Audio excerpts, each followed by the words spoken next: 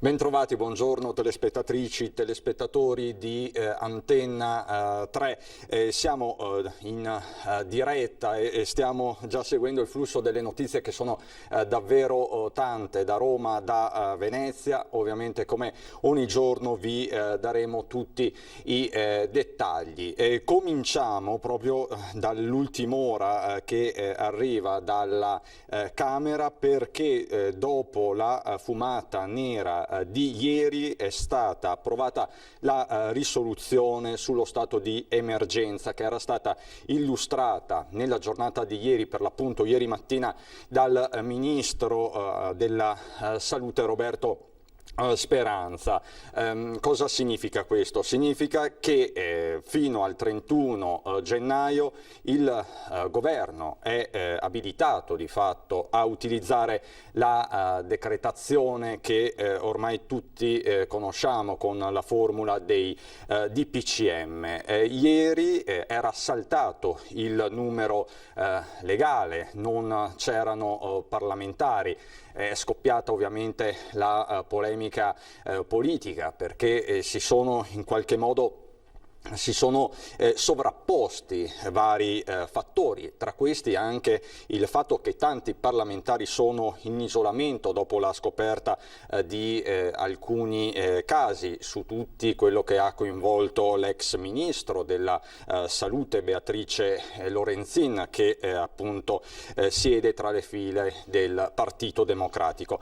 Però appunto la cronaca di questa mattina ci dice che la risoluzione della maggioranza sullo stato di emergenza è stata approvata alla Camera. Questo quindi pochissimi minuti fa. I numeri sono questi: 253 sì e 3 no, con l'opposizione che non ha votato. Quindi questa è la situazione.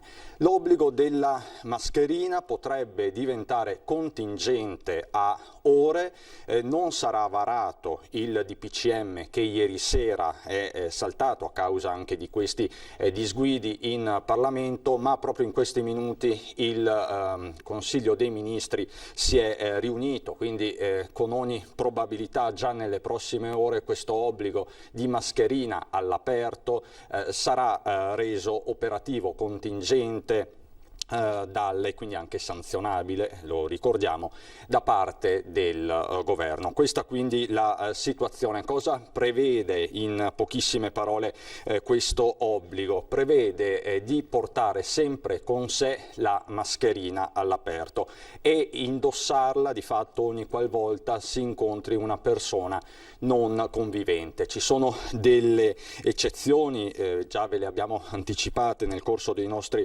telegiornali di ieri sera, per chi fa sport o attività motoria, per i minori di 6 anni, per chi passeggia in luoghi isolati come nei boschi, o per chi semplicemente fa l'orto. La regola numero 1 comunque è quella di portare la mascherina sempre con sé, sempre in qualsiasi situazione. Con ogni probabilità si allungherà anche la lista dei paesi, diciamo così, maglia nera, quindi dei paesi per cui sarà obbligatorio fare il tampone quando si rientra in Italia. L'elenco si allungherà: Gran Bretagna, Olanda, Belgio, Croazia e Repubblica Ceca, come già accade peraltro per Malta, Spagna, la Francia, soprattutto le zone meridionali, e Parigi. Questa quindi la situazione. Le multe, dicevamo, le multe vanno, per chi non porta con sé la mascherina, dai 400 ai 3.000 euro. Questione di ore, quindi, forse anche di minuti, e questa misura diventerà obbligatoria. Per il DPCM bisognerà attendere con ogni probabilità ancora qualche giorno. Nel DPCM ci saranno regole più ferree per quanto riguarda le feste private, per esempio, o ovviamente dettagli e misure più circostanziate. Questo a livello generale. Poi c'è la cronaca locale che è intrecciata ovviamente al Covid-19, e la cronaca ci porta a Farra di Soligo nel Trevigiano, dove una maestra è risultata positiva alla scuola materna. Ne ha dato notizia lo stesso sindaco sulla propria pagina Facebook, e il sindaco di Farra di Soligo, Mattia Perencin, è collegato con noi al telefono. Buongiorno sindaco. Buongiorno, buongiorno. Ecco, sindaco, ci racconti com'è andata quando ha avuto la segnalazione, che cosa è successo? Io ho avuto la segnalazione nel tardo pomeriggio di ieri da parte dell'ULSS, che aveva avviato tutti i protocolli. I ragazzi, i bimbi, alle famiglie dei bimbi è stata comunicata che oggi avrebbero dovuto recarsi a fare i tamponi, e per il protocollo appunto dei più piccoli, quindi delle scuole dell'infanzia, è prevista anche comunque la quarantena obbligatoria, diciamo, per 14 giorni, e quindi fino al 14 di ottobre l'ULSS mi ha comunicato che 2 classi saranno poste in isolamento. E indicativamente domani dovremmo avere l'esito dei tamponi sui più piccoli, e poi potremo vedere se tirare o meno un sospiro di sollievo, insomma. Ecco, lei ha annunciato questo su Facebook. Alcune mamme si sono lamentate per la modalità operativa, ma immagino fosse anche un modo per rendere il tutto molto trasparente. Sì, guardi, ho letto anch'io questo.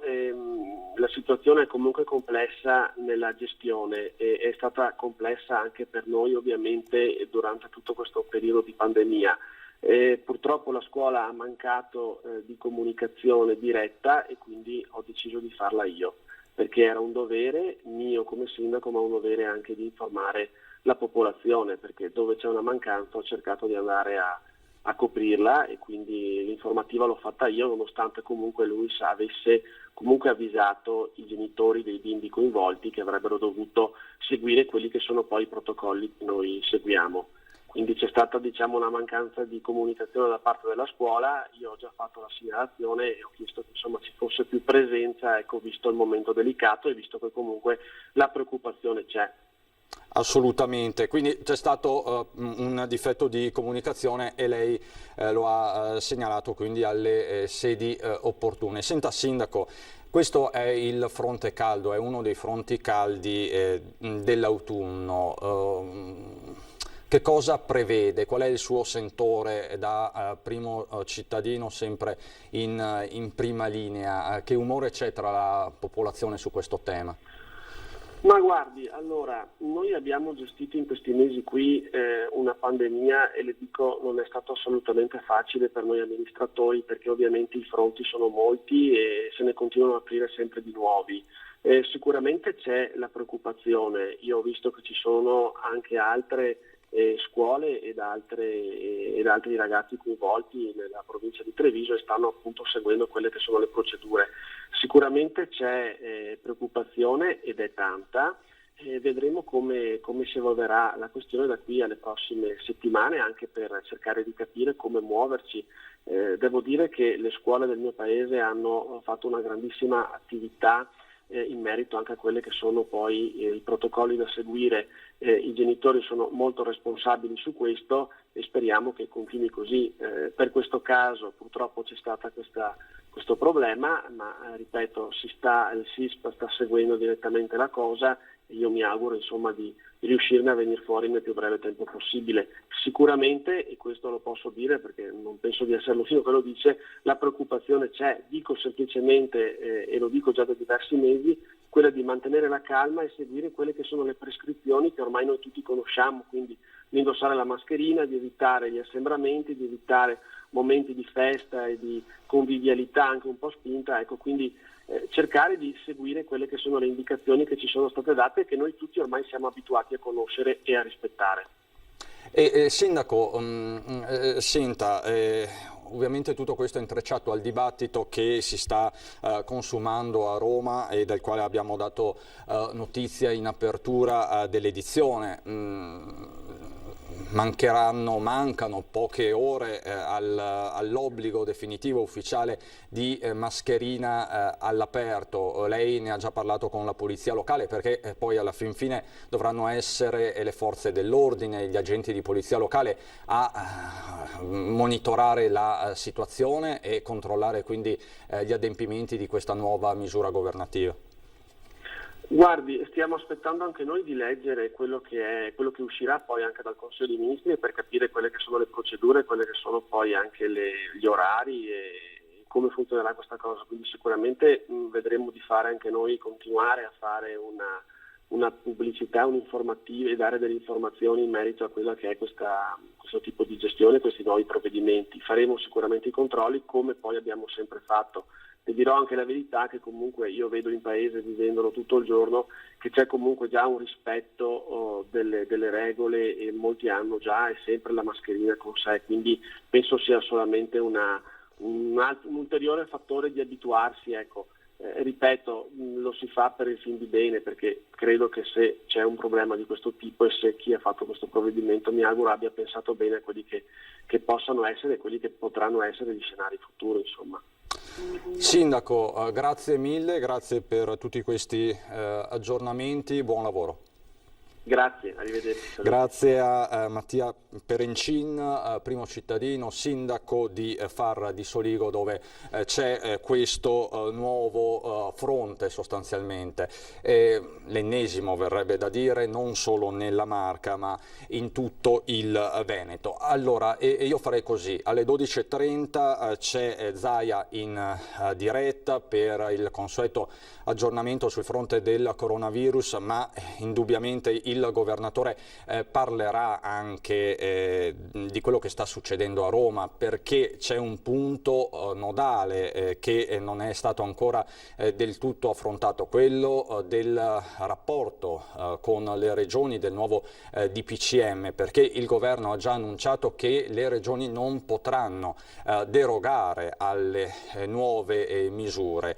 Già oggi Zaia, concedendo un'intervista al Corriere della Sera nazionale, lo ha detto chiaro e tondo, ve lo posso anche leggere, dice: noi siamo responsabili, noi riferendosi alle regioni, basta dirigismo da parte dello Stato. Quindi anche la conferenza stampa di oggi si preannuncia abbastanza scoppiettante. Tra l'altro, sempre sul fronte politico, va detto che il ministro per gli affari regionali Francesco Boccia ha inserito il DDL, il disegno di legge sull'autonomia, nel DEF, ovvero nel documento di programmazione economica finanziaria per il 2021, che si discuterà nelle prossime settimane in Parlamento. Quindi si apre ufficialmente anche questa partita sul territorio politico romano. Questi gli aggiornamenti. Andrei in pubblicità, dopo abbiamo ancora tanta cronaca e ci colleghiamo con Venezia. Dopo.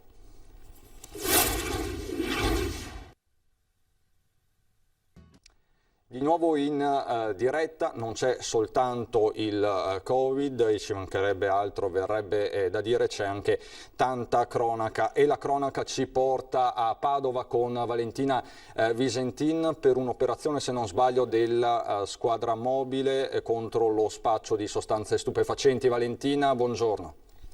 Sì, buongiorno, un'operazione che coinvolge non solo la provincia di Padova ma anche quella di Vicenza.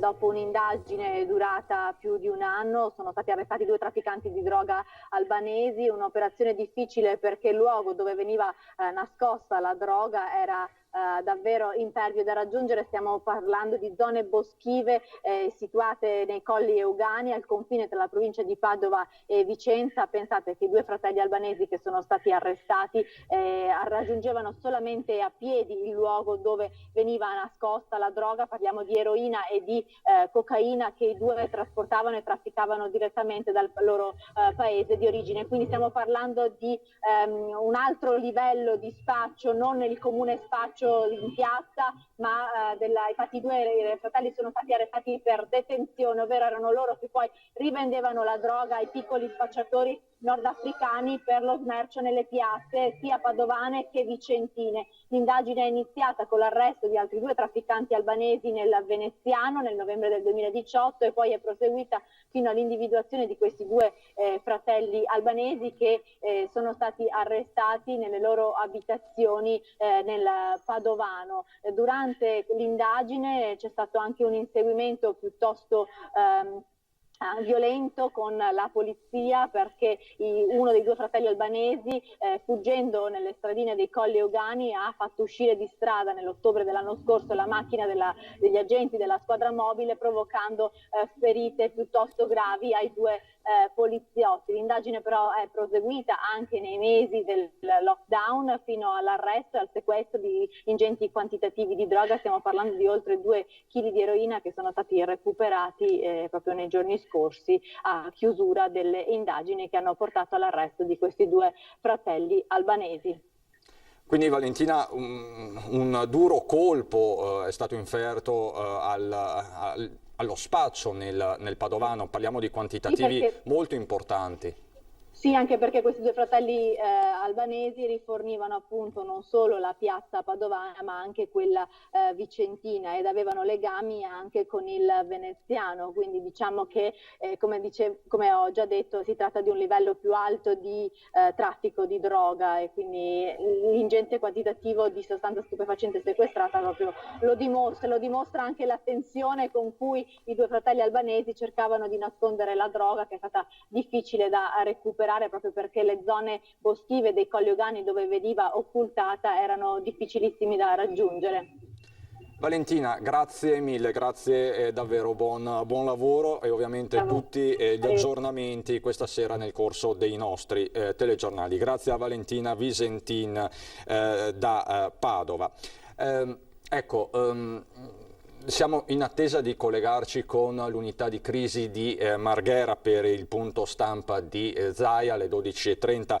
Come sempre in apertura abbiamo dato voce al sindaco di Farra di Soligo nel Trevigiano, dove ci sono delle classi in quarantena alla scuola materna, ma è un copione questo che si sta verificando in varie parti del Veneto, anche nel Padovano. In questo caso ci sono 3 classi in quarantena, 15 studenti positivi ai test rapidi all'Istituto Einstein di Piove e di Sacco, ma facciamo il punto in questo servizio.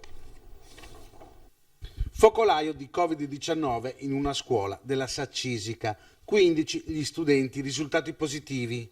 I tamponi rapidi all'Istituto Einstein di Piove di Sacco. È la prima volta che l'ULSS 6 Euganea ha attuato le linee guida regionali. Tutto è partito da un docente positivo, quindi un'equipe del distretto sociosanitario composta da personale medico ed infermieristico ha effettuato i tamponi agli studenti di 4 classi. La scelta di effettuare tamponi rapidi direttamente a scuola anziché nei punti allestiti all'interno dei distretti sociosanitari dell'Euganea è fatto in considerazione dell'età degli studenti e della numerosità delle classi coinvolte nell'indagine epidemiologica, sottolinea il direttore sanitario Patrizia Benini. Sono stati 93 i ragazzi sottoposti a esame, 3 gli insegnanti, risultati negativi. Per le 3 classi dei 15 studenti risultati positivi è scattato per 14 giorni l'isolamento domiciliare. Questa quindi la situazione aggiornata a Piove di Sacco e nel Padovano. Adesso ascoltiamo, prima appunto di collegarci con Zaia e Marghera, le parole pronunciate ieri sera da Giorgio Palù, dal professor Giorgio Palù, virologo di fama internazionale, nel corso della trasmissione di Prima Serata Ring condotta da Ferdinando Avarino. Palù parte da numeri molto significativi, fa una fotografia, scatta una fotografia molto efficace alla situazione attuale, parla anche del virus cinese, così lo chiama Palù. Sono affermazioni anche molto forti e incisive, sentiamolo. Io parlerei di numeri. Allora abbiamo 330.000 casi positivi, 36.000 persone decedute, i casi attivi oggi sono 60.000, attivi vuol dire positivi, di cui 59.800 sono o asintomatici o con segni lievi, 319 sono in rianimazione, vale a dire lo 0,5%, il 5 per 1000, e circa 3.000 persone sono ricoverate, cioè stiamo parlando del 4-5%. Sono numeri del tutto differenti di marzo e aprile. Allora, diciamo e ripetiamolo, io lo dico sempre, un caso positivo non significa essere infettato, perché con il sistema di tampone molecolare posso trovare anche un virus che è già morto, oppure lo vedo solo dopo 30 e più cicli di amplificazione, che non è detto quindi che sia infettivo quel virus. Quindi infezione non vuol dire malattia. E poi c'è malattia e malattia, c'è la febbre, c'è il mal di gola, c'è il ricovero in ospedale perché ho un'ipossigenazione o ha difficoltà quindi respiratorie, e c'è il ricovero in terapia intensiva. Quindi dobbiamo pensare a tutto ciò e considerare soprattutto, ecco, che l'impatto e soprattutto la letalità, se considerata in studi che sono stati condotti misurando la produzione di anticorpi, quindi la circolazione reale del virus, la letalità si aggira dallo 0,3 allo 0,6%. E se lei guarda bene, più o meno è quello che anche oggi abbiamo di fronte. La letalità da noi invece sui casi che hanno avuto un esito sono circa 270.000, resta 36%, è altissima, ma ciò è dovuto agli errori che si sono commessi e anche, diciamo, a quella l'improvvida situazione che si è creata in certe regioni del nord, in particolare nella Lombardia. Certo. Ecco, quindi questa è la realtà dei fatti. Noi ci dobbiamo cimentare con un virus che è pandemico, che non ha limiti o confini regionali, ma neanche nazionali, neanche europei e globale. È un virus nuovo che ha una grande affinità per le nostre cellule, per il recettore ACE2, che sembra proprio nato per infettare l'uomo. Non infetta più il pipistrello, da cui sicuramente è originato, ma non sappiamo ancora con quale ospite intermedio o se semplicemente si è modificato in laboratorio. Sicuramente è un virus cinese, diciamolo, ripetiamo, non è colpa di Trump o di Johnson o di Bolsonaro che hanno sottovalutato la situazione, è un virus che viene dalla Cina, è un virus che circola da settembre del 2019 e questo ce lo dice in maniera inequivocabile. Almeno 100.000 sequenze genomiche depositate, è una specie di orologio biologico che dice esattamente, queste sequenze ci dicono da quando il virus circola da uomo a uomo, e quindi è chiaro, è acclarato, è assodato che come nel 2002 i cinesi sono stati zitti per 6 mesi, qui sono stati zitti almeno da settembre fino a gennaio. Quindi, ecco, perché lo sapevano a settembre. Certo. Lo sapevano perché il virus circolava, abbiamo quindi tutta una serie di dati indiretti che ce lo dimostrano. Ecco, queste le parole del virologo Palù. Vedete alle mie spalle l'unità di crisi di Marghera, Zaia sta per arrivare, ma appunto fra qualche minuto vedo che la situazione è ancora tranquilla. Quindi veniamo a noi e al sondaggio che ieri sera è stato lanciato e poi diffuso nel corso di Ring, perché è stata lanciata questa domanda al pubblico di Antenna 3 relativa ai decreti Salvini e alla accoglienza, il sistema di accoglienza diffusa. Infatti con la cancellazione, il superamento dei decreti Salvini da parte del Consiglio dei Ministri, Cos'è successo? Succede che si ritorna alla logica degli SPRAR e al coinvolgimento delle comunità e dei comuni, la famosa per l'appunto ospitalità o accoglienza diffusa. Questo è l'esito del sondaggio che possiamo vedere.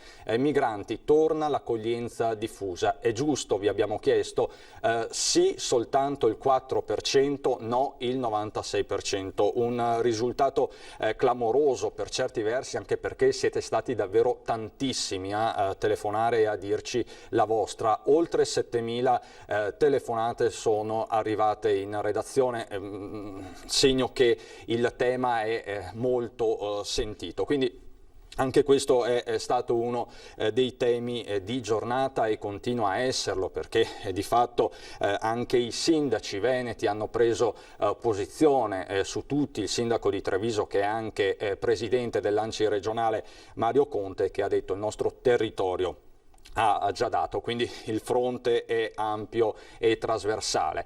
Vedo che sta arrivando Luca Zaia, anzi è arrivato, quindi subito la linea all'unità di crisi di Marghera. Una scelta, se no avevate la notizia.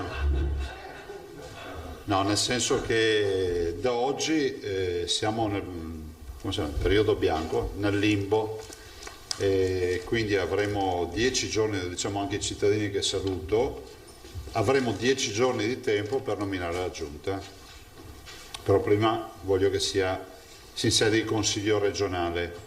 Vi do dei dati e poi alcune informazioni. Io dovrò andare via verso l'1:15, quindi abbiamo 3/4 d'ora, penso che siano più che sufficienti. Cercherò di far veloci.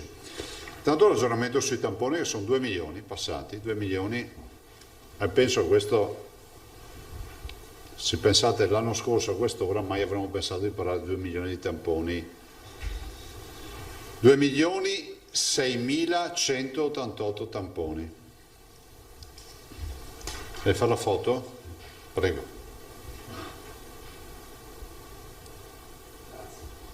Posto? Grazie. Ai quali si aggiungono ovviamente i test rapidi, che sono 1.430.000, quindi sono 3.436.000 in totale. Fate le due somme e vengono fuori questi. Positivi dal 21 febbraio ad oggi, passati tramite i test, quei 2 milioni di test, sono 29.418.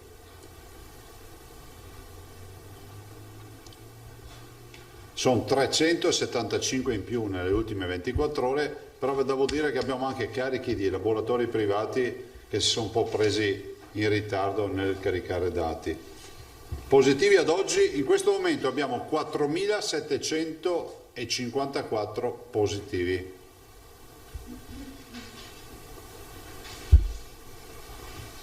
In isolamento abbiamo 10.417 cittadini isolati in questo momento, non sono tutti positivi ovviamente, ma sono questi.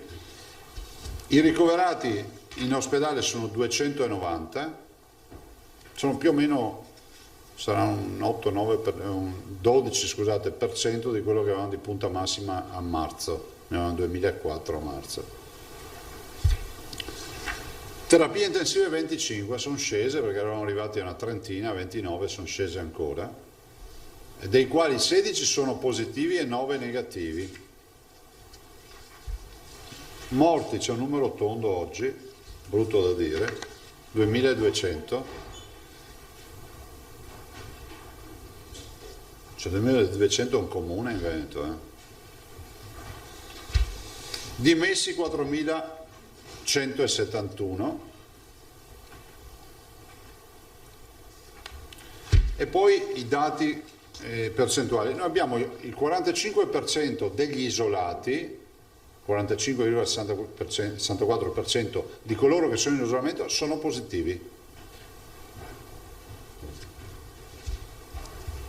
I sintomatici di oggi, sui positivi di oggi, sono 155 sintomatici su 4.754 positivi. Sono il 3,26%, cioè fatto 100 positivi, poco più di 3 persone sono sintomatiche con sintomi che hanno una sorta di gradualità, e lo si vede dalle terapie intensive, perché in terapia intensiva abbiamo, avete visto prima, 26, se non ricordo male, 26 persone, 29 no, scusami, 25 erano. Abbiamo avuto 29 la scorsa settimana, 25 sono, eccoli qua. Allora, il dato qual è? Il dato è di una lettura che è continua, di un virus che c'è, ma con effetti ad oggi che sono quelli che la quasi totalità dei contagiati non dà sintomi. Voi avete visto che solo oggi su 4.754 positivi, abbiamo 155 sintomatici. Sintomatologia che va dalla perdita del gusto al raffreddore, al colpo di tosse, a difficoltà respiratorie, fino alla terapia intensiva. Quindi un virus che ancora oggi per il 95-96% dei casi non dà sintomi. Ed è una casistica spiegata anche da un altro dato che oggi ci terrei a darvi. Noi abbiamo fatto fare un'elaborazione statistica prendendo mese per mese da febbraio. È un dato interessante, percentuale dei pazienti ricoverati in ospedale rispetto al totale dei pazienti positivi attuali. Allora, a marzo avevamo il 31,8, poi vi do il dato, a marzo diciamo dei ricoverati rispetto ai positivi il 31%, cioè 1 su 3 finiva in ospedale. Oggi è il 6,6%. Avete il dato per ogni mese. Marzo il 31, a inizio marzo, a fine marzo, scusate, a settimane abbiamo fatto. Al 20 marzo il 22, poi il 20, l'11, il 12, arriviamo a maggio il 13, per arrivare al dato più basso del 6,5, che è quello di questi giorni. Cioè prima 1 su 3, oggi 5 su 100. Se poi vediamo la percentuale dei pazienti ricoverati in terapia intensiva rispetto al totale dei positivi, siamo passati dall'11% di febbraio-marzo, era il 7 marzo la prima data del rilevamento, cioè 11% dei positivi era in terapia intensiva, ad oggi che è lo 0,5%. Se poi vediamo un altro dato, percentuale di pazienti ricoverati in terapia intensiva rispetto al totale dei ricoverati, altro dato importante, siamo passati che prima 1 su 2 dei ricoverati era in terapia intensiva, 46%, oggi 7,5%. Capite perché vi ho portato questi dati? Perché è cambiato il mondo ad oggi. Cioè 1 su 2 dei ricoverati era in terapia intensiva, oggi, poi avete l'evoluzione nei mesi, oggi il 7,5%. Cioè vuol dire che se facciamo 100, prima 46 su 100 erano in terapia intensiva dei ricoverati, oggi 7 solo. Ultimi due dati, età media dei ricoverati attualmente in terapia intensiva. Siamo passati dai 67 più 12, nel senso più o meno 12, insomma diamo una fascia di età, ad oggi che si va dai 67 più o meno 10. Ma il dato più importante è la degenza media della terapia intensiva. Siamo passati dalle 2 settimane abbondanti, 17-14 giorni, più o meno 14 giorni, cioè quindi si arrivava fino a 4 settimane, a 12 più o meno 8, cioè vuol dire che comunque massimo un paio di settimane adesso si esce dalla terapia intensiva.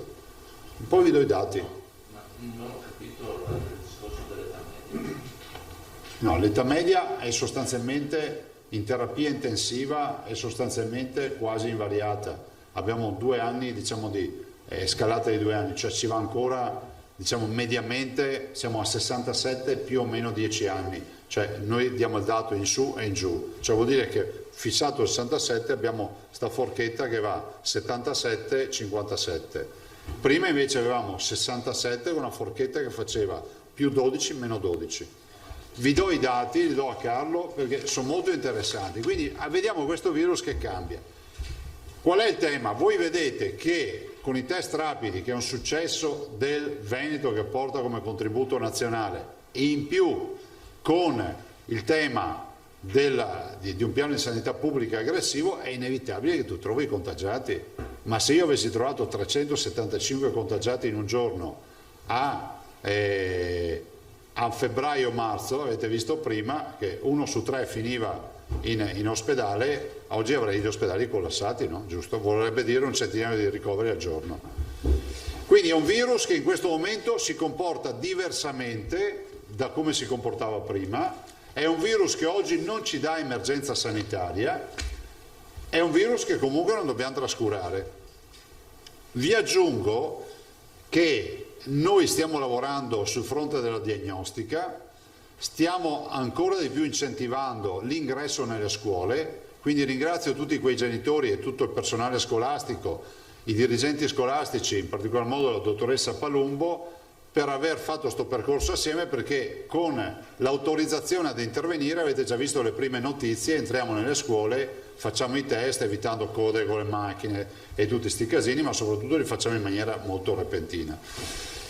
Stiamo lavorando a un tampone, voi sapete che noi siamo quelli del baby tampone, però il baby tampone avete capito che ha bisogno della macchinetta, che è ipersensibile alla macchinetta. Costa un migliaio di euro, ma uno non è che può comprarsi la macchinetta a un migliaio di euro per fare. Stiamo lavorando a un tampone rapido, spero in un 15 giorni di portarvi il risultato. Erigoli sta lavorando alacremente, era lì anche sabato e domenica, funziona, che è un tampone usa e getta, che vabbè sono tutti usa e getta, ma è un baby tampone rapido in autosomministrazione, non ha più bisogno di mettersi lì con la provetta a fare altre robe, ma abbiamo trovato, insomma, mutuando alcune esperienze internazionali, questa è tutta roba che viene da fuori, se sono confermati i dati che abbiamo, si riuscirà a mettere nelle condizioni i cittadini di avere qualcosa di nuovo. Oggi vi dico che abbiamo fatto una videoconferenza molto importante con i colleghi, con i direttori generali e con tutto lo staff, c'era il Dipartimento Prevenzione, Russo, Ghiotto, Azienda Zero, insomma Mantoan, tutti quelli che, le aziende ospedaliere. Abbiamo parlato di diagnostica, abbiamo parlato di piano di sanità pubblica e informo che è stato deciso da lunedì, adesso dobbiamo metterci un po' a regime, però da lunedì conforniamo noi i tamponi rapidi, da lunedì mettere nelle condizioni le 300 case di riposo del Veneto, quindi vi do in anteprima questa informazione, di testare tutti i visitatori. Cioè capite che prima col molecolare non si poteva fare, perché se un figlio andava a trovare il genitore in casa di riposo non è che lo potevi far fare il tampone, poi dire torna a casa fra 2 giorni ti diciamo se puoi venire, nel frattempo non sapevi cosa aveva fatto nei 2 giorni. Noi pensiamo che oggi col tampone rapido, come lo fai in una scuola, lo puoi fare direttamente ai visitatori, togliendo ulteriore ansia, perché noi siamo fortemente preoccupati delle case di riposo. Abbiamo qualche movimento che non ci piace, perché abbiamo avuto piccoli focolai e recrudescenze che avremmo voluto non avere. Vi ricordo che noi testiamo tutto il personale e gli ospiti ogni 20 giorni, però abbiamo deciso di dare una stretta con il testing ai visitatori, che non sono interdetti alla visita, anzi agevoliamo la visita perché fanno anche un test rapido che dovranno fare. Perché vi ho detto da lunedì? Perché abbiamo chiesto alla dottoressa Russo che si faccia un protocollo in maniera tale che il test rapido che verrà fatto presso la casa di riposo, il test rapido che verrà fatto presso la casa di riposo sarà comunque oggetto di registrazione, perché per noi sarà un piano di sanità pubblica, quindi sapremo chi li hanno fatti, di dove sono, in maniera tale da avere, diciamo, contezza di tutto quello che sta accadendo. E questo è un passaggio fondamentale che ci tenevo a comunicare, visto e considerato che cambierà un po' le modalità. Non è un test invasivo, insomma un tampone rapido, è anche un'occasione per fare un test, ma soprattutto noi per le case di riposo siamo fortemente preoccupati. Stasera alle 18 avrò la videoconferenza l'ennesima videoconferenza con il governo per parlare ovviamente del DPCM, per parlare delle competenze che dovremo discutere con il governo rispetto a quello che le regioni presenteranno come legittime aspettative. Anche qui, cioè, non è che noi vogliamo fare i bulli, no? Cioè, non è che vogliamo fare i guastafeste, però è pur vero che a Roma è giusto che ci sia una regia, è giusto che ci sia una visione, diciamo, generale del problema pandemico, è previsto anche dalla Costituzione, ma è altrettanto vero che i malati poi ce li abbiamo noi. Cioè, la nostra interfaccia non è una statistica, un tema scientifico o un interlocutore scientifico. La nostra interfaccia sono i malati, quindi vogliamo portare anche la nostra esperienza. Con i vaccini ci siamo e siamo pronti ovviamente per la campagna vaccinale. Partirà una campagna vaccinale importante anche comunicativa. Vi ricordo che i vaccini in Veneto non sono obbligatori ma sono fortemente raccomandati.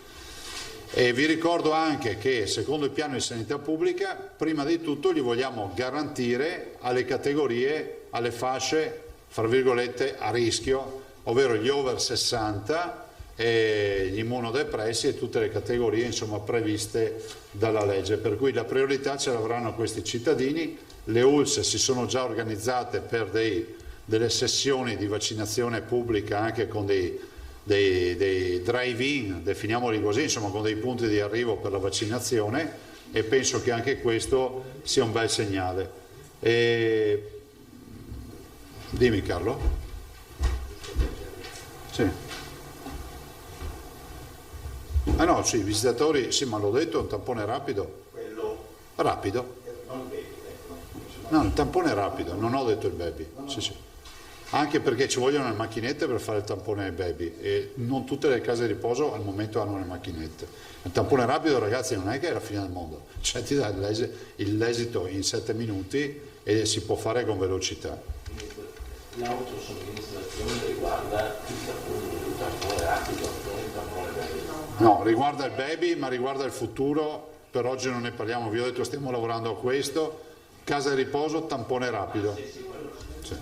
Il baby lo facciamo per quanto possibile nelle scuole e fra l'altro ha dato ottimi risultati. Poi un giorno inviterò il dottor Rigoli, abbiamo fatto anche stiamo costruendo un protocollo anche importante per le scuole in maniera tale di essere ancora più efficaci. E io passerei la parola a voi per le domande, in modo tale che siamo ancora più rapidi. Prego. E mi pare che c'è sempre Tosato per primo, Bonnet, Erle e Van Van. No, chiedo scusa. Buongiorno Presidente. Buongiorno. Ecco, per quanto riguarda il DPCM del governo che ha annunciato, insomma, in queste ore ed è stato anticipato nelle sue linee generali, so che avete avuto, insomma, varie interlocuzioni con il governo in questi giorni, al di là della videoconferenza di questa sera. Una sua valutazione sui provvedimenti annunciati, ad esempio le mascherine all'aperto. Mi pare che dovrebbe essere evitata una stretta oraria nei locali che voi avevate fortemente sconsigliato. Insomma, una sua valutazione nel merito, ecco, di questi provvedimenti annunciati. Ma guardate, io penso che non ci sia gioco delle parti e soprattutto non c'è nessuna lesa maestà, non ci deve essere da parte delle regioni ma neanche da parte del governo. Abbiamo fatto per mesi percorso fianco a fianco ed è giusto che si continui a fare. Penso che sia fondamentale riconoscere che una regia, diciamo, di minima ci voglia a livello nazionale. Non è che uno può inventarsi una roba o un altro, cioè ci vuole una regia. Dopodiché, oggi vorrei ricordare che oggi in Veneto è vigente un'ordinanza che mutua per l'altro dei DPCM, però se uno dovesse chiedersi ma oggi in Veneto la mascherina dov'è che bisogna utilizzarla?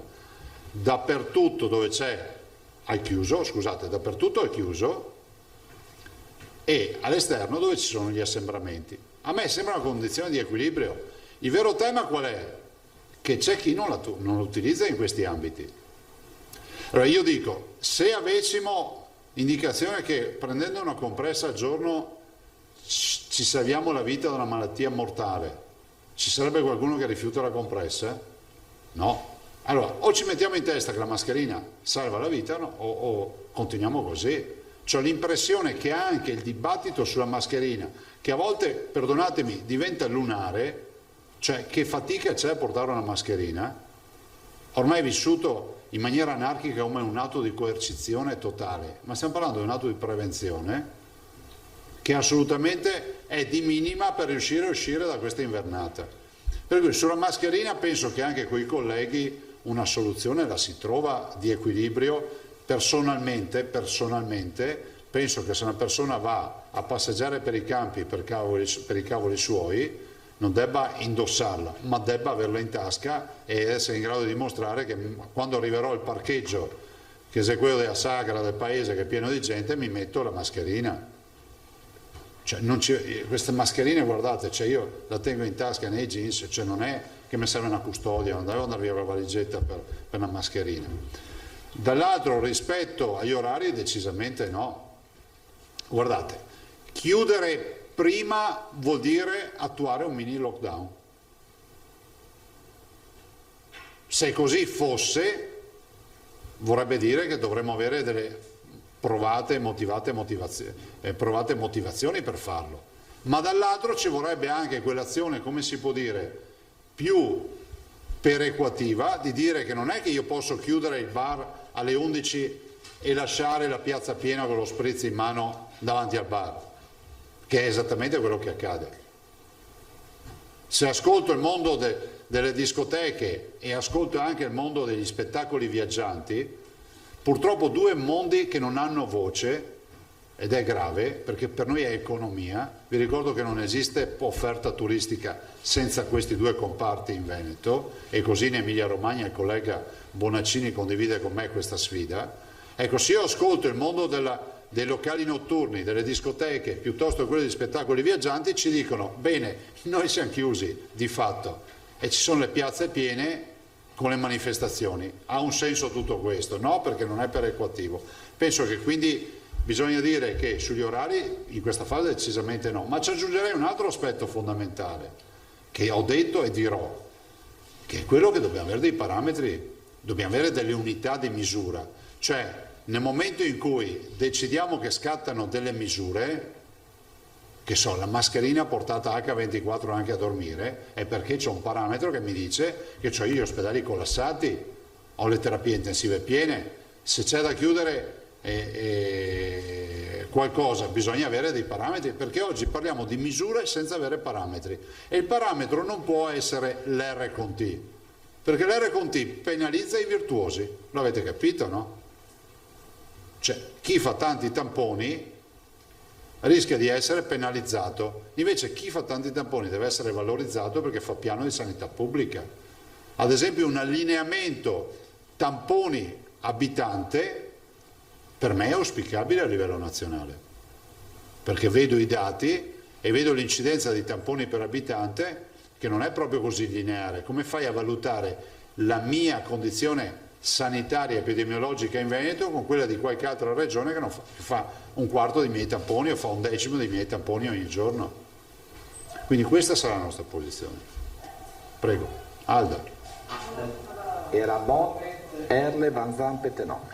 Sì, sempre su questo Presidente, mi immagino chi ci sta guardando da casa che da un lato sente dire il Presidente della Regione che non c'è un'emergenza sanitaria e i dati vanno in questa direzione, e dall'altra il Governo che invece sta prefigurando scenari apocalittici. Ieri Speranza in Parlamento è stato molto... Allora, come coniughiamo le due cose e a questo punto le chiedo più precisamente, lei è favorevole a un inasprimento delle misure come quelle che sta studiando il Governo oppure no, alla luce dei dati sanitari? No, guarda, io prima ho detto, forse ti è sfuggito un passaggio, ho detto ad oggi non c'è emergenza sanitaria ospedaliera, perché non c'è, abbiamo 25 pazienti in ospedale.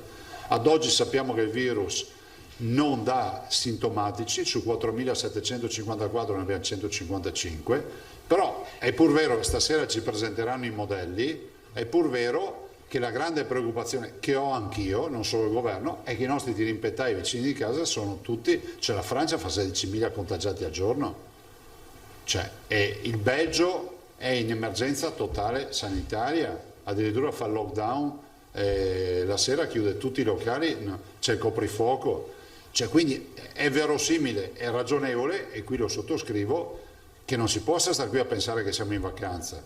Tanto è vero che noi stiamo preparando un piano di sanità pubblica anche per il peggio rispetto a terapie intensive. Cioè, ti ringrazio per la domanda, non è che io voglio dare l'idea che questi a Roma sono fuori di testa. Ho l'obbligo però di dire qual è la foto oggi, che potrebbe essere diametralmente opposta a quella di domani.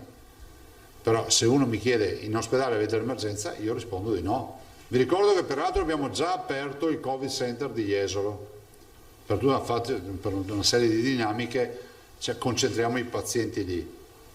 Dobbiamo venirne fuori. Sono favorevoli alle misure, capiremo quali sono le misure, Marco. Se la misura è utilizzare la mascherina, in Veneto per legge la si deve già utilizzare. Averla in tasca penso che non sia un obbligo infernale, almeno dimostri di averla. Se poi tu mi dici che la misura è usarla H24 anche quando vai a passeggiare da solo col cane in mezzo ai campi, dico, dobbiamo anche fidarsi delle persone, no? Prego. Erle, Vanzan Petenosce, aggiunta Ilaria. Buongiorno Presidente. Ciao. 3 cose al volo. Una, la percentuale dei terapie intensive cala rispetto ai ricoverati. Volevo chiedere se i direttori delle URSS, i medici con cui lei parla, le danno un responso che riescono, diciamo, a far guarire molto più di quello che riuscivano a fare in primavera. La seconda era legata al fatto che c'è una massa enorme, non avevamo quasi mai avuta, forse neanche in marzo-aprile, di persone costrette a stare a casa, bloccate, pur senza avere neanche un sintomo. Lei aveva detto che c'era una discussione in atto a livello nazionale sui giorni di quarantena, cioè se si riusciva a ridurli, invece credo che il governo sia stato più duro, però le chiedevo se su questo poteva dare un'indicazione, e al terzo non me la ricordo più, quindi basta, grazie. Bene, vuol dire che non era importante. Allora, guardate, rispetto alle cure è innegabile che oggi le performance di cura, alla luce di protocolli che erano sperimentali e che oggi diventano attuabili in via ordinaria, siano assolutamente più efficienti. Lo vedete anche col tasso di ospedalizzazione del paziente, no? Avete visto, Trump esce dopo 3 giorni, altri pazienti noti, che sono quelli che più ti ricordi, stanno 1 settimana, 5 giorni. Cioè noi ospedalizzavamo molto di più. Vi ricordo che siamo partiti dalla polmonite interstiziale e dopo abbiamo capito che erano un problema di coaguli e trombi.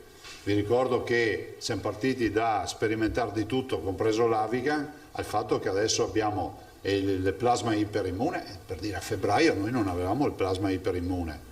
Il plasma iperimmune noi lo somministriamo, siamo l'unica regione, forse abbiamo parlato di meno di altri, ma siamo gli unici che hanno fatto la banca del plasma e somministrano comunemente plasma iperimmune ai pazienti che sono, come si vede, candidati a questa terapia.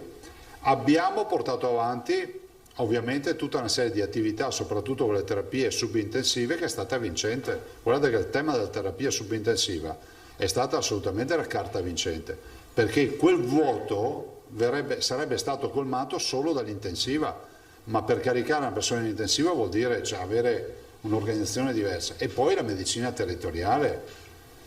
Ovvio che adesso cosa accade? Accade che, domanda 2, tu dici sono più positivi, ovvio, perché se andiamo in una scuola abbiamo una massa critica di 707.000 studenti e 95.000 operatori che non avevamo durante il lockdown, no?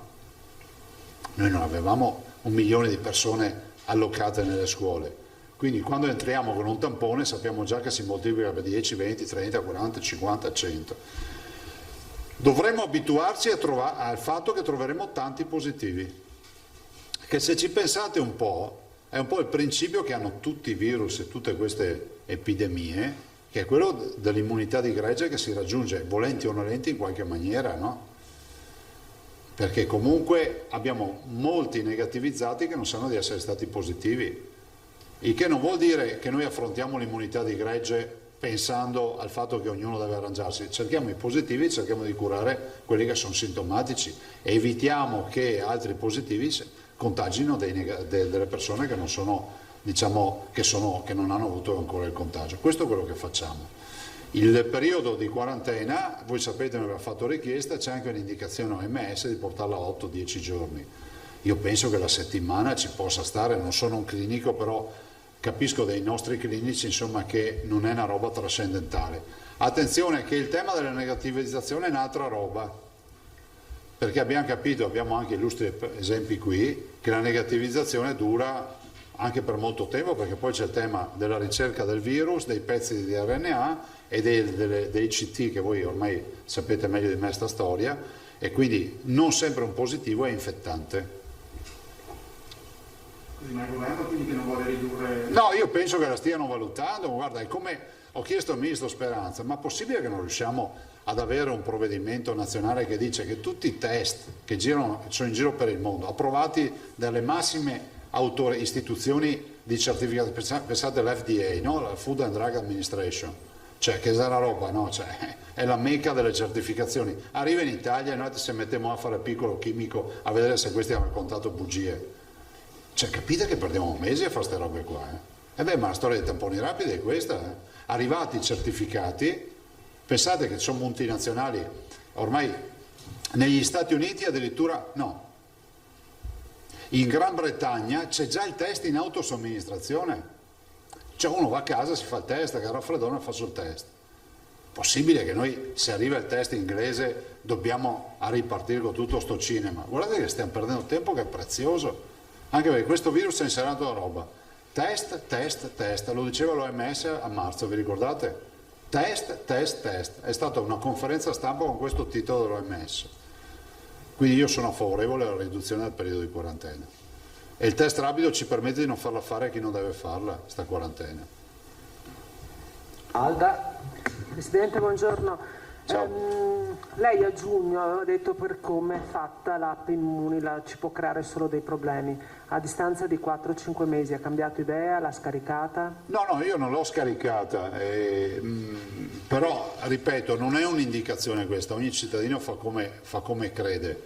E il tema del contact tracing è fondamentale. Dopodiché questo paese non so se arriverà mai alla massa critica, so che adesso partirà una campagna importante, me lo diceva il Presidente del Consiglio fra l'altro, che partirà una campagna importante, ma lo diceva anche il Ministro Speranza adesso che ricordo, rispetto all'app Immuni. Qualcuno mi ha fatto notare, ma non vorrei dire una roba inesatta, che addirittura però su alcuni store online non si può scaricare perché comunque c'è già il gestore che ha la sua. Mi hanno fatto notare questo, magari io l'ho visto anche tecnicamente che cercando nello store non trovi la possibilità di scaricare Immuni perché c'è già il gestore che dà la sua, per cui c'è anche questo tema poi. Però vabbè, su Immuni questa è la posizione, c'è una posizione asettica, ogni cittadino decida cosa fare. Certo che se ci mettiamo la mascherina, guarda, la garanzia è migliore.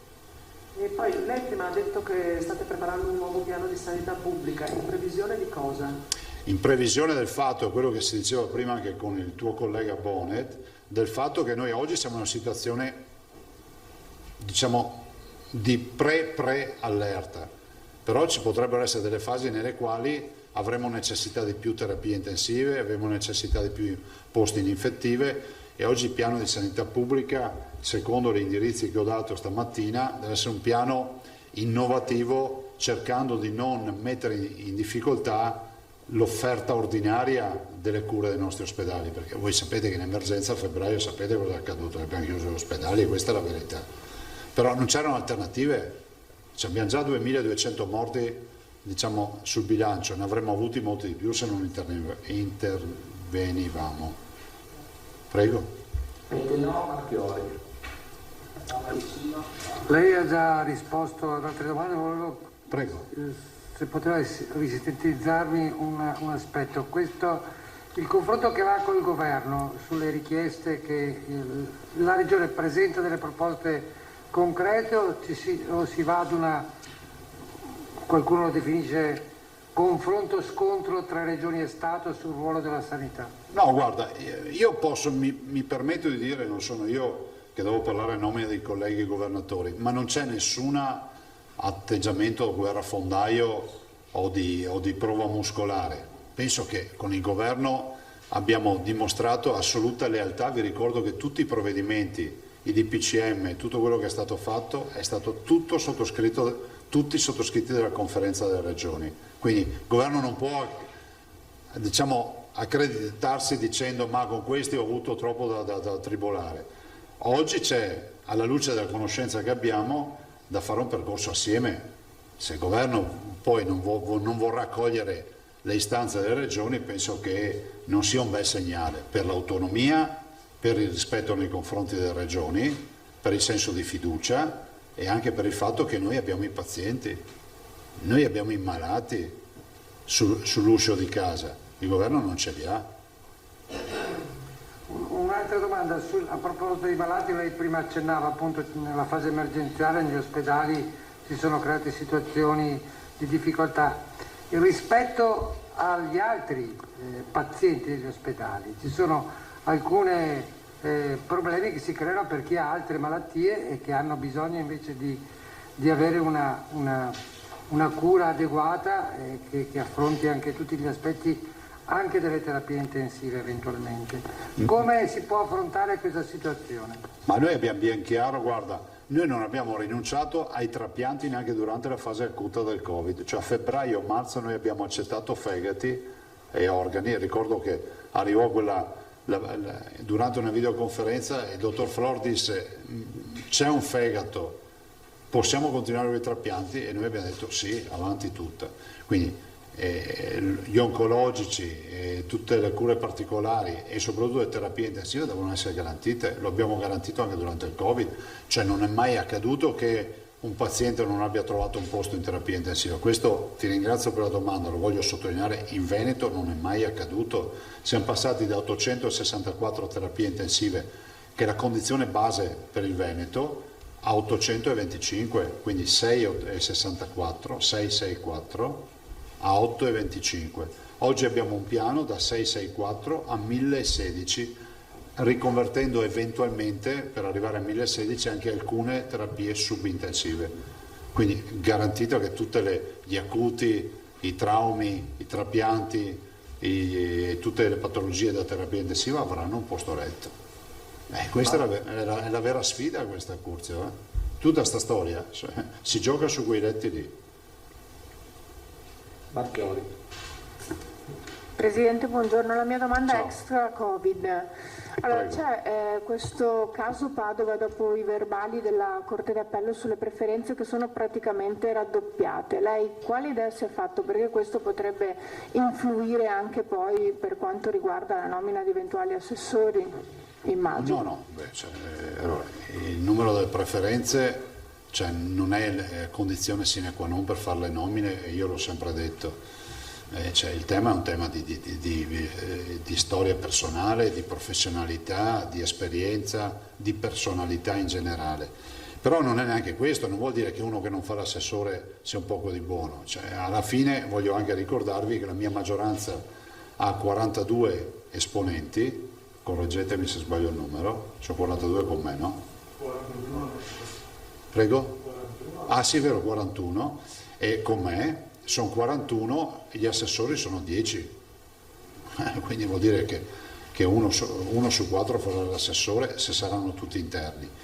E per quanto riguarda i dati, ho sentito il Presidente del Consiglio che ha ruolo istituzionale in questa vicenda, e quindi il Consiglio, l'Osservatorio. Ci sono molti aspetti che sono degni di contestazione e di osservazione, lo si farà in maniera ufficiale. Per quanto riguarda invece il seggio, noi siamo convinti che la conta dei voti deve essere fatta in altra maniera, quindi annunciamo che ci sarà da parte dell'interessata il ricorso al TAR.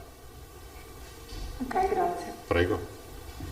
Il giro io l'avrei finito. Tosato ancora. Io volevo dirvi una cosa, non me l'avete chiesta, ve la dico io. Il tema dell'agenzia biomedicale, no? Ragazzi, ma secondo voi io stavo dormendo in tutti questi mesi? Magari riposando. No.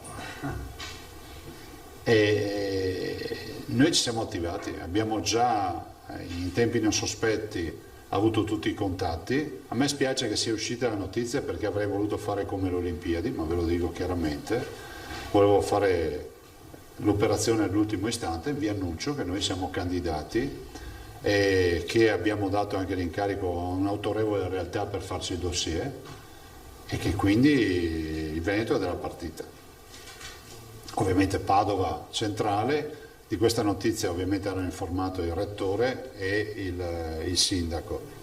E considerate che noi abbiamo, a parte la realtà ospedaliera e universitaria e accademica unica dal punto di vista sanitario, abbiamo molte realtà biomedicali, pensiamo che il Veneto possa avere a pieno titolo l'ambizione di candidarsi come sede. Quindi ci sarà la candidatura del Veneto e il dossier è in redazione, potrei dire che è quasi ultimato anche. Tanto per darvi una tempistica, penso che siano almeno un mese di campagna elettorale, più di 2 mesi che ci stiamo lavorando. Prego. C'è la possibilità di candidarsi, sai che ci sono delle agenzie a livello internazionale, europeo, e ci sono le sedi, no? Cioè, un paese può si è liberata, o meglio si è creata questa opportunità di far parte, di entrare in una gara e offrirsi come sede, e noi pensiamo di avere i numeri. Si tratta dell'ambito biomedicale, che è il nostro mondo. L'agenzia europea per la biomedicalità. Sì. Ok? Basta? Posso andare? No, c'è ancora un Tosato. Mi era rimasta questa domanda. A proposito della nuova giunta, no? Ci ha detto che vuole aspettare il Consiglio, che deve riunirsi per degli eletti anche. Entro il 16. Una domanda è d'obbligo, per quanto magari la risposta sarà un po': a che punto è nella formulazione della squadra e se c'è una data di massima, insomma. Ma posso dirti che io ce l'ho sempre avuto in mente la giunta, però mi diverto anche a leggere i vostri articoli, perché la cambio ogni volta. Nel senso che mi date molti spunti, soprattutto io odio le aspettative, per cui ci vuole anche un po' di umiltà. Guardate, quando a me hanno offerto di fare il presidente il ministro, per un mese, potete chiederlo ai massimi esponenti della Lega, per un mese ho detto che pensassero a qualcun altro. Qua vedo gente che si è disposta a far tutto, anche a pilotare il shuttle che va su sulla Luna, senza neanche domandare da dove che si pinza il shuttle, no? Cioè, tutti calmi, tutti tranquilli. Poi io vi ricordo che gli assessori sono delegati, perché a volte le parole non hanno più un senso, no? Che deleghe ha? E di chi sono queste deleghe? Mie? Rispondo io, poi se va male. Non è che le deleghe sono di qualcun altro. E devo dire che i partiti, ve lo dico con serenità, non si sono assolutamente, minimamente permessi di fare la minima intrusione, ma mai accaduto nella mia storia. Devo ringraziare la Lega, ma ringrazio anche Fratelli d'Italia e Forza Italia, che non hanno quei nostri compagni in viaggio che sanno benissimo che questa è una competenza del Presidente. Cercherò di farlo in scienza e coscienza, ma pensando ai veneti quando faccio le nomine, non agli appetiti di qualcuno. Una data di riferimento? Ma entro il 16. Cioè non sono 10 giorni, ieri era 6, 10 giorni sono 16. Ma gli eventuali ricorsi possono provocare... Non te lo so dire, perché mi hanno detto che forse si può chiedere anche la sospensiva per il tema del seggio. A me spiace, non è una questione personale, assolutamente, però è giusto che la consigliera, o diciamo in aspettativa di diventare consigliera, possa fare il suo ricorso. Cioè, insomma, penso che sia legittimo, anche perché mi spiegava Ciambetti che secondo l'osservatorio, magari sentite l'osservatorio, il professor Feltrin, non c'è dubbio sull'interpretazione. Io penso anche che non possa neanche passare il principio che, se passa questo principio, vuol dire che non c'è neanche più la soglia allora in Veneto. Io, se fossi in quelli che hanno preso anche di meno del 3, non farei ricorso a questo punto, no? Superata la soglia, anche con lo 0,2, cioè dici, ma anch'io alla fin fine qualcosa ho preso, o con lo 0,8 o quello che è. Ma 10 giorni vuol dire un minuto dopo che si è insediato il Consiglio, il Presidente pronto non Ma sai, allora, anzi, il Consiglio penso sia convocato da Barbisan, se non ho capito male. Ciambetti? Convoca Ciambetti e poi Barbisan forse fa il Presidente in seduta. Non lo so, vabbè. Il Presidente Ciambetti mi ha detto che comunque la convocazione del Consiglio sarà a breve, nel senso concorderemo una data per poter esserci. Dopodiché dopo il Consiglio farò insomma qualche giorno. Ma guardate, sono utili, ve lo dice uno che la Giunta ce l'ha in testa, sono utili anche per capire se ci sono anche delle opportunità, delle correzioni. È umano, no? Ma non politiche, magari ti dici, non avevo pensato che potevo ad esempio approfittare di questa condizione. Entro la prossima settimana. E il 16 quando è? E quindi l'altra? Il 12 lunedì, quindi la prossima settimana, il 16, sì. Sì, ma poi c'è il Giro d'Italia. Sì, Giro, vi ricordo che il Veneto c'ha Bassano, Monselice e la cronometro del Prosecco da Conegliano a Valdobbiadene. Certo. Beh, sì. Che oggi non ci sono, vedete, sono sguarnito oggi, mi sento solo. Hai un'altra cosa da chiedere? Io? Tu? No. Grazie. Se potete ricordare, ve lo chiedo come servizio, questo aspetto delle case di riposo. Non entrerà a regime perfettamente lunedì, perché c'è qualche casa di riposo e magari ha difficoltà a fare il test, però insomma riusciremo a mettere tutti nelle condizioni, si parla. Sì, tutte 300. Tutte. Sì, il piano di sanità pubblica interviene su... No, lo fanno loro, nel senso che un tampone rapido lo fanno con l'infermiera della casa di riposo, qualora ci sia qualche grave impedimento vedremo di trovare una soluzione, però penso che sia ancora più tutelante per gli ospiti, perché vedo alcuni dati che non mi piacciono. Grazie. Ritorniamo in studio, quindi ho visto alcuni dati che non mi piacciono. Queste le ultime parole pronunciate dal governatore Zaia in questa conferenza stampa abbastanza veloce, dove però sono emersi tantissimi punti, a partire proprio dalla questione affrontata anche in ultima battuta delle case di riposo. Da lunedì, più o meno da lunedì prossimo, anche i visitatori delle 300 case di riposo del Veneto, quindi chi andrà a visitare i propri anziani nelle RSA, dovrà sottoporsi a tampone a risposta rapida. Questo da lunedì. Zaia ha detto che chi prima, chi dopo, comunque tutte le strutture si dovranno allineare a questa nuova disposizione. Questo per garantire la massima sicurezza delle case di riposo che qualche preoccupazione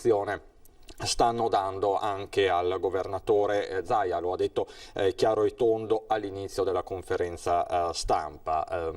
Ovviamente la fascia anziana resta quella maggiormente colpita dal virus, anche se il contagio in qualche modo si è diffuso nel corso dell'estate, lo stiamo vedendo adesso all'inizio dell'anno scolastico anche nelle fasce più giovani della popolazione, ma con esiti molto più rassicuranti. Allo stesso tempo, pur mantenendo alta l'attenzione, dice Zaia, la maggior parte dei casi continua a essere asintomatica, quindi il 95, il 96% di chi risulta positivo al Covid-19 in Veneto non presenta sintomi. Questa è ovviamente la buona notizia in mezzo a tante incertezze.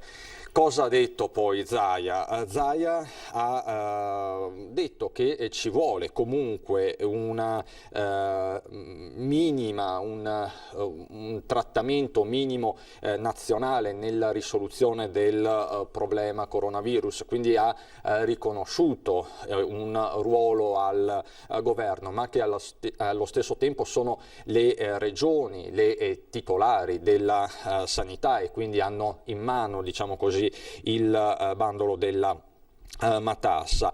E ancora stiamo lavorando, ha annunciato Zaia, per il tampone autosomministrato. Ovviamente questo sarebbe un passo in avanti, più volte ne abbiamo parlato, questo consentirebbe davvero uno screening più diffuso, ma poi ci collegheremo con Ilaria Marchiori da Venezia per fare il punto di questa conferenza stampa che ha avuto per l'appunto, scusate il bisticcio, molte notizie. Ecco, adesso abbiamo anche il primo report di giornata della Regione del Veneto con azienda zero. Sono i dati diffusi da Zaia poco fa, ma li possiamo vedere in ordine nella solita tabella. 240 i nuovi casi di positività registrati nella notte su tutto il territorio regionale. Sono tanti, è uno dei numeri più elevati degli ultimi giorni. La provincia maglia nera continua a essere quella di Treviso con 59 casi, seguita da Venezia 49, c'è poi Verona con 47, troviamo Belluno, una situazione critica a Belluno, 33. Dobbiamo sempre ricordare che Belluno ha un quinto della popolazione di Treviso, siamo sui 200.000 abitanti, quindi il dato è considerevole. Troviamo Padova 13 e Rovigo 1. Le due province che possono per l'appunto specchiarsi perché hanno una popolazione molto simile sono Belluno e Rovigo. Belluno è a 33, Rovigo a 1. Del resto ci sono dei cluster in provincia di Belluno che stanno in qualche modo preoccupando. Sorvegliato speciale l'intero comprensorio del Comelico, dove sono scattate anche delle misure coprifuoco per i locali della zona. C'è poi il tema della RSA di Cortina, dove ci sono 24 positivi al momento. I deceduti sono 2.200, cifra tonda, quindi dall'inizio dell'emergenza. I deceduti per Covid, ma sappiamo che ormai la differenza è sempre più difficile per certi versi da stabilire, 2.200, con il picco di Verona 604. Vi mostro poi il dato relativo alle terapie intensive, solo un attimo, eccolo qua. Vedete il numero 25, provo ad allargare, 25 in totale su tutto il territorio regionale. È un numero che continua a rimanere relativamente basso, cresce però di giorno in giorno, di poco ma cresce. Anche su questo aspetto si è soffermato Zaia. Va detto che nei giorni della grande emergenza eravamo quasi a 400 posti letto, questo va assolutamente sottolineato, quindi un dato è quello epidemiologico che riguarda la curva del contagio, un altro è quello clinico che riguarda per l'appunto la situazione sanitaria. Non c'è emergenza sanitaria al momento, le strutture ospedaliere non sono sotto stress, cosa che abbiamo sentito anche prima di collegarci con Zaia da parte del professor Palù, che è intervenuto a Ring. Questa quindi la situazione. Poi vi devo dare delle notizie dell'ultima ora prima di introdurre i miei due nuovi ospiti, una che ha a che fare con il Covid ma è un risvolto economico, perché sono stati stanziati 375 milioni per la cassa integrazione, per la cassa integrativa è il nome esatto degli artigiani, questo a livello nazionale. In Veneto 26 milioni, ad annunciarlo è il sottosegretario all'interno Achille Variati. In questi giorni si è parlato tanto degli ammortizzatori sociali, soprattutto in ambito artigiano, la Confartigianato e non solo, le sigle degli artigiani hanno più volte sottolineato la questione e lanciato anche degli accorati appelli alla politica. Ecco, vi ricordo poi, appunto, prima di passare agli ospiti, l'appuntamento di domani sera di Antenna 3 in prima serata, perché ricorderemo il Vajont, il dramma del Vajont, costato, lo sapete tutti, 1917 vittime. Domani per l'appunto ci sarà un documentario in prima serata, L'eco del fango, questo il titolo, è per l'appunto un reportage curato nei minimi particolari dal nostro vice direttore Ferdinando Avarino, e appunto saranno raccontati quei momenti, una fotografia di quello che è successo e di quello che accade tutt'oggi, perché il ricordo di quei momenti è ancora molto vivido. L'appuntamento è domani sera in prima serata su Antenna 3, ovviamente un appuntamento da non perdere, perché è doveroso non dimenticare.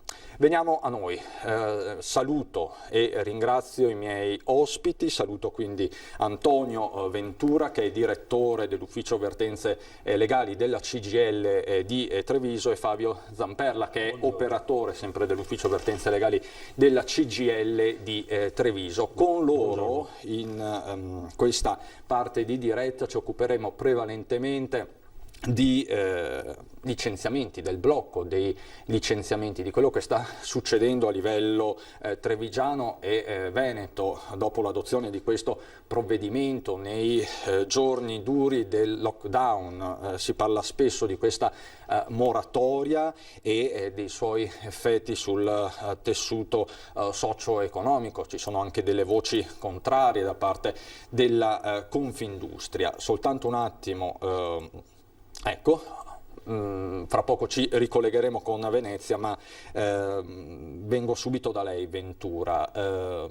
Sì, com'è la mi ricollegherei subito al discorso che facevi sulla voce contraria di Confindustria, per provare a sottolineare un po' qual è la ratio, come dire, la giustificazione di una norma di questo tipo, che evidentemente in uno Stato come il nostro, in cui giustamente l'attività imprenditoriale è tutelata anche a livello costituzionale, il divieto di licenziare è di per sé come dire, una norma effettivamente da situazione di emergenza, come purtroppo è la situazione in cui viviamo da febbraio ad oggi, e purtroppo ancora per altro tempo.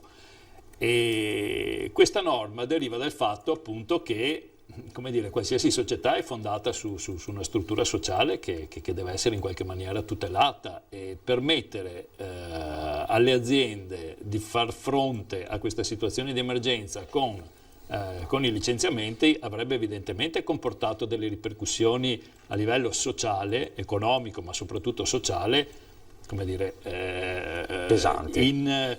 Ma a parte pesanti, anche difficilmente preventivabili, nel senso che, voglio dire, parliamo di una situazione in cui aziende sono state bloccate nell'attività per svariati mesi, e ancora oggi molte aziende continuano a risentirne, se pensiamo a tutto il settore del turismo, ma anche manifatturiero per alcuni aspetti.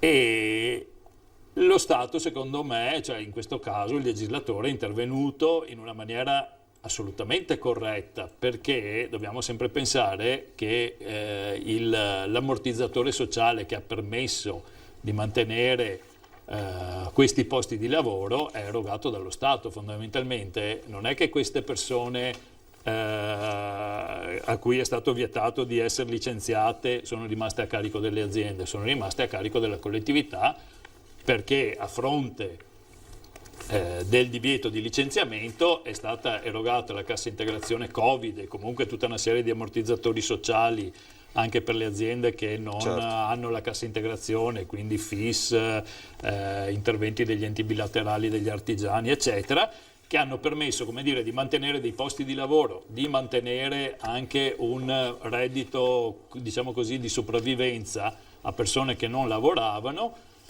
a carico, ripeto, della collettività. Quindi, siccome anche noi, come dire, nelle specificità del nostro lavoro, siamo andati a sentire i vari pareri anche a livello appunto di critiche proprio sulla costituzionalità di una norma del genere, bisogna dire che in una situazione di emergenza appunto alcune piccole deroghe alla Costituzione possono essere legittime, come in questo caso il divieto per un datore di lavoro di licenziare un proprio dipendente, anche se evidentemente in alcuni casi poteva non averne bisogno.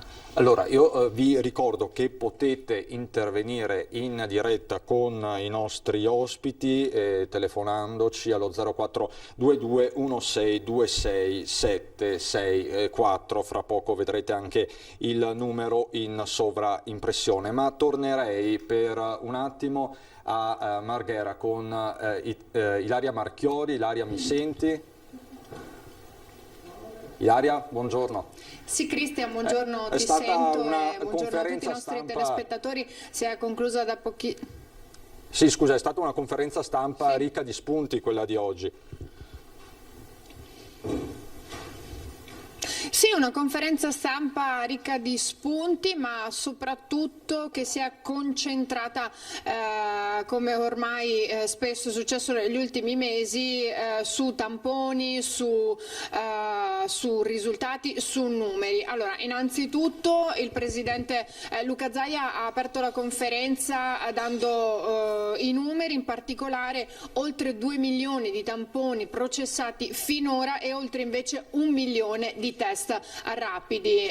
Questo è importantissimo e ha detto fondamentale da sapere, perché è proprio attraverso i risultati di tamponi e test rapidi che poi si può arrivare ad avere anche un quadro completo e generale di quella che è la situazione della nostra regione. Importantissimo perché ha detto che si sta lavorando sul fronte della diagnostica. A un tampone rapido si spera in 15 giorni di poterlo insomma non avere ancora, ma di avere l'esito. Ha detto che il dottor Rigoli ci sta lavorando intensamente anche nel fine settimana, e poi un baby tampone rapido per autosomministrazione, questo però per quanto riguarda dei tempi futuri. Sarebbe importantissimo proprio perché una persona può addirittura effettuarlo da sola e quindi avere l'esito come altri test che ci sono già in vendita comunemente nelle farmacie,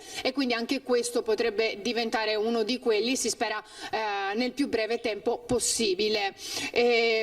Un messaggio che il governatore ha chiesto proprio a noi giornalisti di dare a tutta la popolazione è quello che riguarda le case di riposo, perché c'è una forte preoccupazione ancora per quanto riguarda le case di riposo. Sappiamo che da sempre, dall'inizio, sono stati i bersagli principali del coronavirus, e si partirà prestissimo, ha detto, se non da lunedì, da qualche giorno dopo, comunque già dalla prossima settimana, con il tampone rapido, quello il cui esito sia in 7 minuti, che verrà effettuato ai visitatori. Questo perché i visitatori vengono da fuori e quindi potrebbero essere positivi, ovviamente senza saperlo, e in 7 minuti si ha questo esito. È importantissimo proprio perché in questo caso si proteggono tutti gli ospiti delle case di riposo. Ricordiamo inoltre che invece per quanto riguarda il personale il test viene effettuato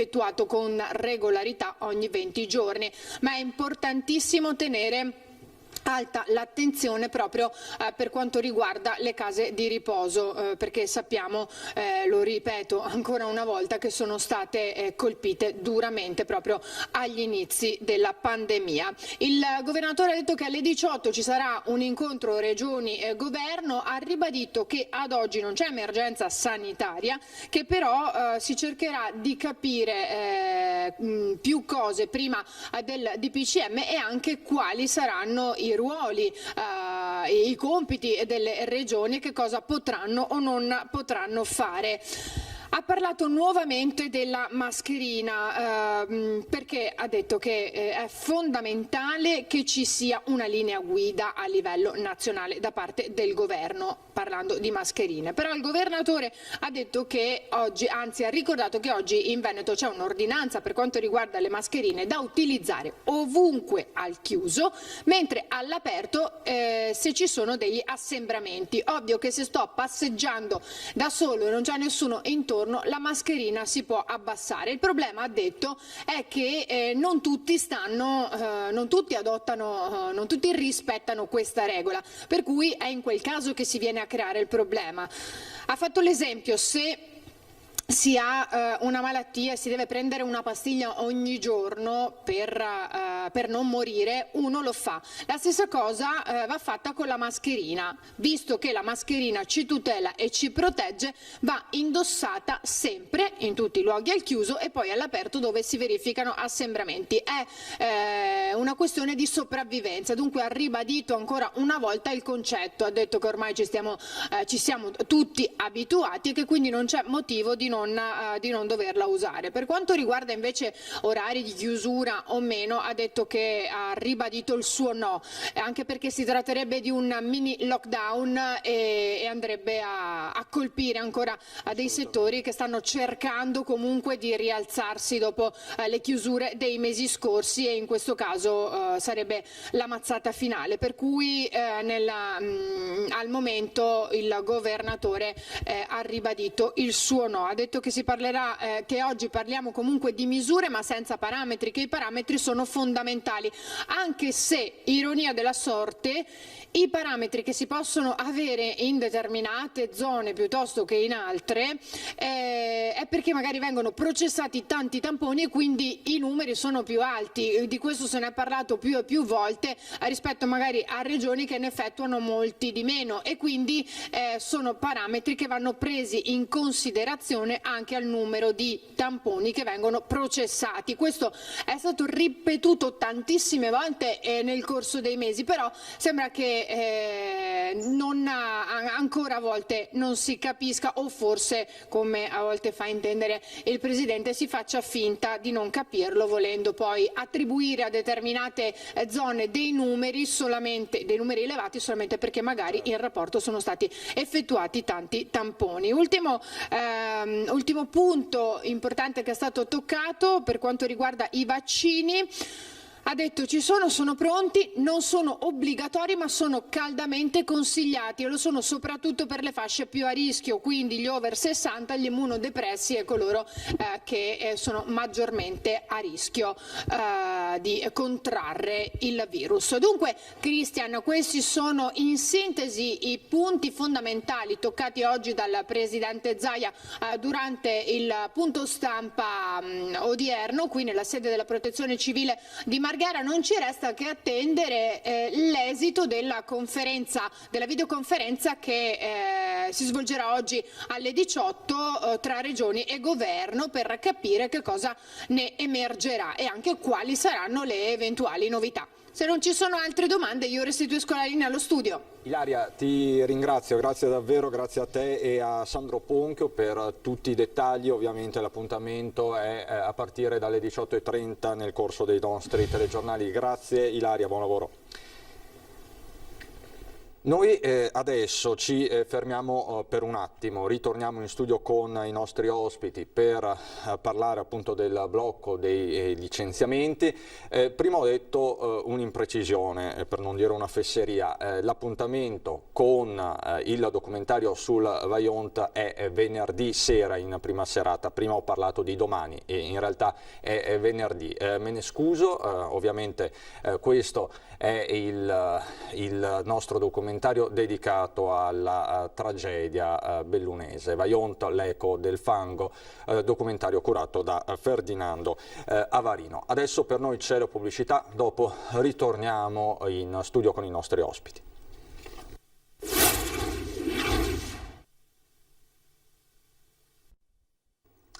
Di nuovo in diretta, vi do un'ultimissima ora, appena giunta in redazione. Al Veneto quasi 66 milioni per l'edilizia scolastica, lo annuncia proprio ora il Ministro per i rapporti con il Parlamento Federico D'Incà, che dà poi anche il riparto provincia per provincia.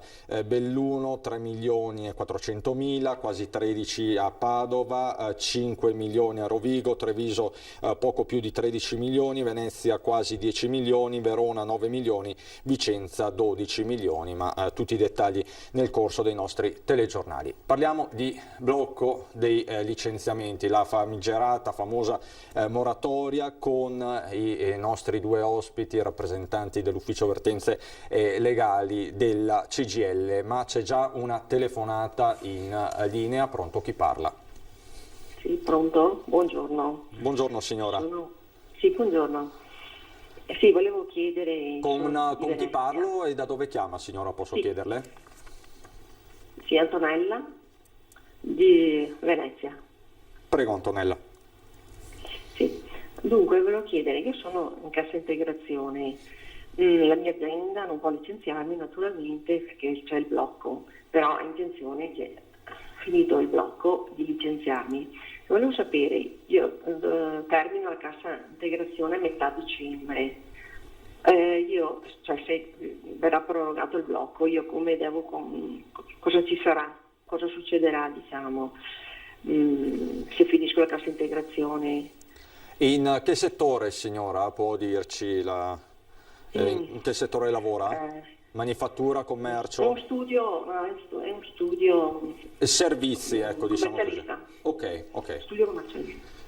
Cosa possiamo rispondere? Beh, allora il punto è proprio quello di ragionare oggi sulla base della normativa che abbiamo, che è quella del decreto rilancio di agosto, di valutare appunto fino a che data sarà efficace questa moratoria dei licenziamenti. E il punto gestito da questa norma è che la data è il 31 di dicembre, però in realtà non è una data fissa, è una data mobile, nel senso che se l'azienda ha esaurito prima di quella data tutte le 18 settimane di cassa integrazione previste appunto dal decreto rilancio e quindi quelle effettuate dal 13 di luglio in poi, può effettuare il licenziamento anche prima. Tornando al discorso di prima che facevamo, per cui forse Confindustria non ha tutto questo motivo di lamentarsi, perché le aziende non è che abbiano ricevuto un danno effettivo, non è che dovevano corrispondere lo stipendio al lavoratore. Se il lavoro non ce n'era lo mettevi in cassa integrazione, ma se c'è la cassa integrazione devi utilizzare questo strumento, questo ammortizzatore sociale, non puoi licenziare la persona. Tornando al ragionamento del termine, quello che interessava alla signora, lei teoricamente potrebbe essere licenziabile dal 23 di novembre se appunto dal 13 luglio al 23 di novembre il suo datore di lavoro ha utilizzato tutte e 18 le settimane di cassa integrazione previste. Prego Antonella. Un'altra cosa voglio chiedere. Prego. La disoccupazione c'è sempre poi, quando domani che mi licenziano la NASPI, ci sarà ancora? Sì. Verosimilmente sì, nel senso che non si ha notizia, anzi teoricamente potrebbe esserci un rafforzamento adesso anche in un'eventuale riforma degli ammortizzatori sociali. Non credo che in una situazione di questo tipo a qualcuno venga in mente di togliere la disoccupazione alla NASPI. E quindi, anzi, lei mi dà spunto per un ragionamento, perché purtroppo c'era stato un atteggiamento un po' come dire, eccessivamente burocratico da parte dell'INPS nella prima gestione dei licenziamenti, che anche a fronte di una norma che li vietava in realtà ci sono stati, perché come noi diciamo spesso non è che la norma vieta l'azione, non è che siccome è vietato rubare la gente non ruba, la gente ruba e poi se lo Stato è efficiente ne subisce le conseguenze. Nel caso specifico il divieto di licenziamento c'era, ci sono state aziende, abbiamo avuto alcuni casi in cui i licenziamenti sono stati effettuati ugualmente, anche in spregio, diciamo così, in violazione di una norma che li vietava. A quel punto l'INPS ha avuto una prima fase in cui aveva un atteggiamento, ripeto, eccessivamente burocratico, perché diceva no, ma il licenziamento non può essere, è nullo perché la legge non lo legittima e quindi io la NASPI non la riconosco. È stata una fase in cui insomma, abbiamo avuto una gestione di qualche caso così problematico, perché il lavoratore si trova licenziato senza poter essere teoricamente licenziato, ma nella sostanza purtroppo sì. Veniva da noi a chiedere ragione per il licenziamento, ma purtroppo l'azione giudiziale in sé non è mai rapidissima e nel frattempo si trovava anche senza l'ammortizzatore sociale, finché l'INPS evidentemente siamo riusciti a farla ragionare. C'è stata una circolare a livello nazionale in cui l'INPS ha detto no, di fronte a un licenziamento ancorché illegittimo la NASPI va erogata lo stesso. Non è il caso della signora, comunque la possiamo tranquillizzare e dire che nel momento in cui l'azienda potrà effettivamente licenziarla perché termina il divieto, se effettivamente ci saranno i motivi, perché questo è anche un altro argomento da mettere in campo, cioè non è che dal 23 di novembre o dal 1 di gennaio liberi tutti, le aziende possono licenziare chi vogliono e come vogliono, restano per fortuna, ancorché smorzati dopo l'intervento del Jobs Act, restano dei limiti al licenziamento. Il licenziamento non può essere immotivato, deve sempre avere una sua fondatezza giuridico-economica, diciamo così. E quindi anche la signora non è che deve passivamente accettare il licenziamento se questo non ha un suo fondamento. Ovvio che se il suo datore di lavoro ha perso l'80% dei clienti in questo periodo di lockdown, magari perché lavorava con alberghi o strutture turistiche che hanno subito un impatto notevole da questa emergenza, è ovvio che avrà un motivo per licenziarla, però il messaggio che volevamo mandare oggi era anche quello, ripeto, non è che nel momento in cui termina il divieto tutti possono essere licenziati arbitrariamente o indiscriminatamente dal datore di lavoro. Anche là ci sono delle regole, insomma, se non altro la disciplina diciamo, torniamo classica, alle regole che c'erano prima. La disciplina classica. Signora Antonella, grazie e in bocca al lupo. Grazie signora. Zamperla, quali sono le categorie, i lavoratori che rischiano di perdere il posto nonostante la moratoria entro il 31 di dicembre? Qual è la casistica? Sì, ci sono effettivamente delle eccezioni alla norma che deroga, che stabilisce insomma, il divieto di licenziamento, e sono per quei lavoratori che diciamo che rispondono alla disciplina soprattutto dei contratti delle badanti, delle colf, insomma, nel senso che questa tipologia di lavoratori non rientra nella casistica disciplinata da questa norma, e quindi il datore di lavoro può legittimamente licenziare anche in questo periodo. Questo per una ragione molto logica, che diciamo che il datore di lavoro che assume la badante e che necessita appunto della collaborazione, o la colf, insomma, che necessita della collaborazione, non è equiparabile al classico datore di lavoro, ma si tratta per lo più di famiglie, e quindi non è oltretutto è una tipologia di rapporto di lavoro che in qualche modo non comporta una produttività dell'attività aziendale, quindi non è legata al calo del fatturato, alla mancanza di commesse, eccetera. Poi l'ultima modifica al divieto di licenziamento ha stabilito inoltre che esiste un'eccezione per il quale si può licenziare anche si può licenziare per giustificato motivo oggettivo, che è il caso in cui l'azienda cessi l'attività aziendale, quindi non semplicemente che abbia una crisi, che non abbia il fatturato, eccetera, che ci sia una riorganizzazione, ma che proprio abbia intenzione di cessare l'attività e quindi chiudere e mettere in liquidazione. In questo caso diciamo è anche inevitabile. È inevitabile, però in realtà la precedente norma non includeva la possibilità di licenziare per appunto il caso di cessazione. Anche le aziende che volevano cessare l'attività non potevano licenziare i dipendenti, con la conseguenza che avrebbero dovuto procrastinare la cessazione appunto diciamo che dell'attività. Rispetto alla disciplina dell'emergenza, della grande emergenza di primavera,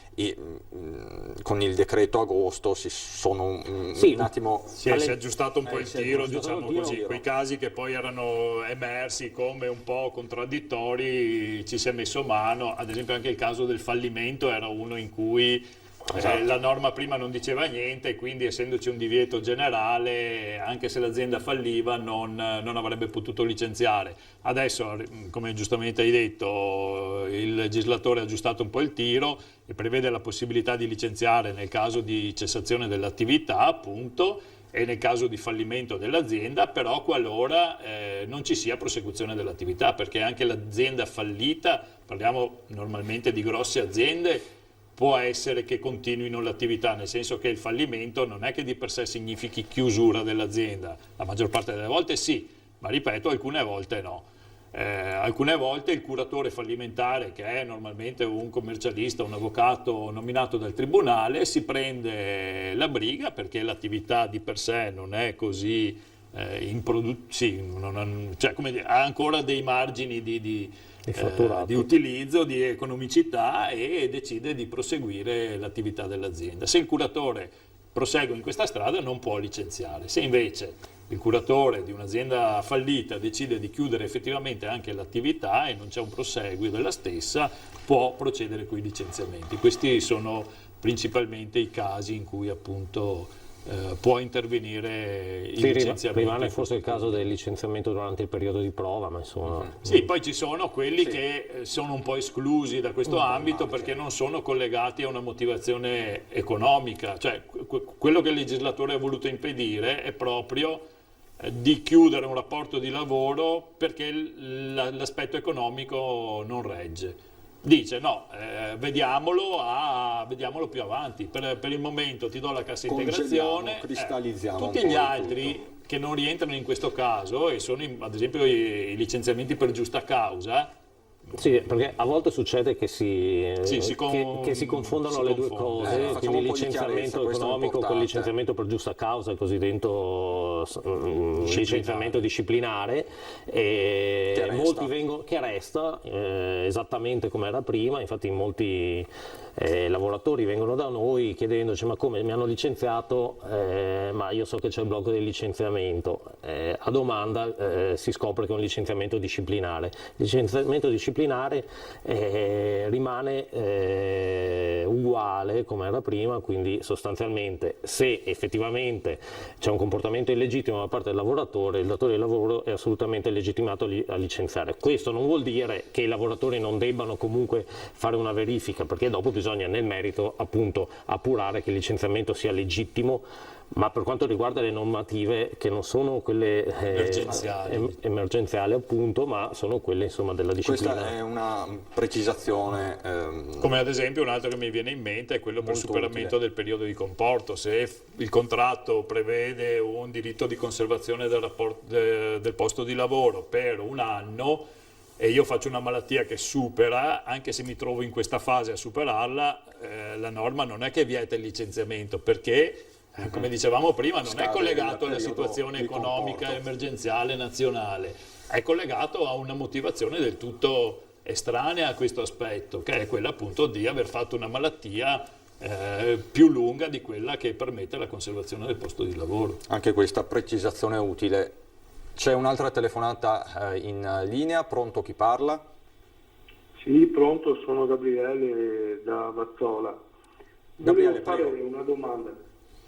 Praticamente se uno è in quarantena fiduciaria è considerata malattia o infortunio? Io praticamente è stata l'azienda che mi ha detto devi rimanere a casa perché un tuo vicino di Armadetto ha il coronavirus.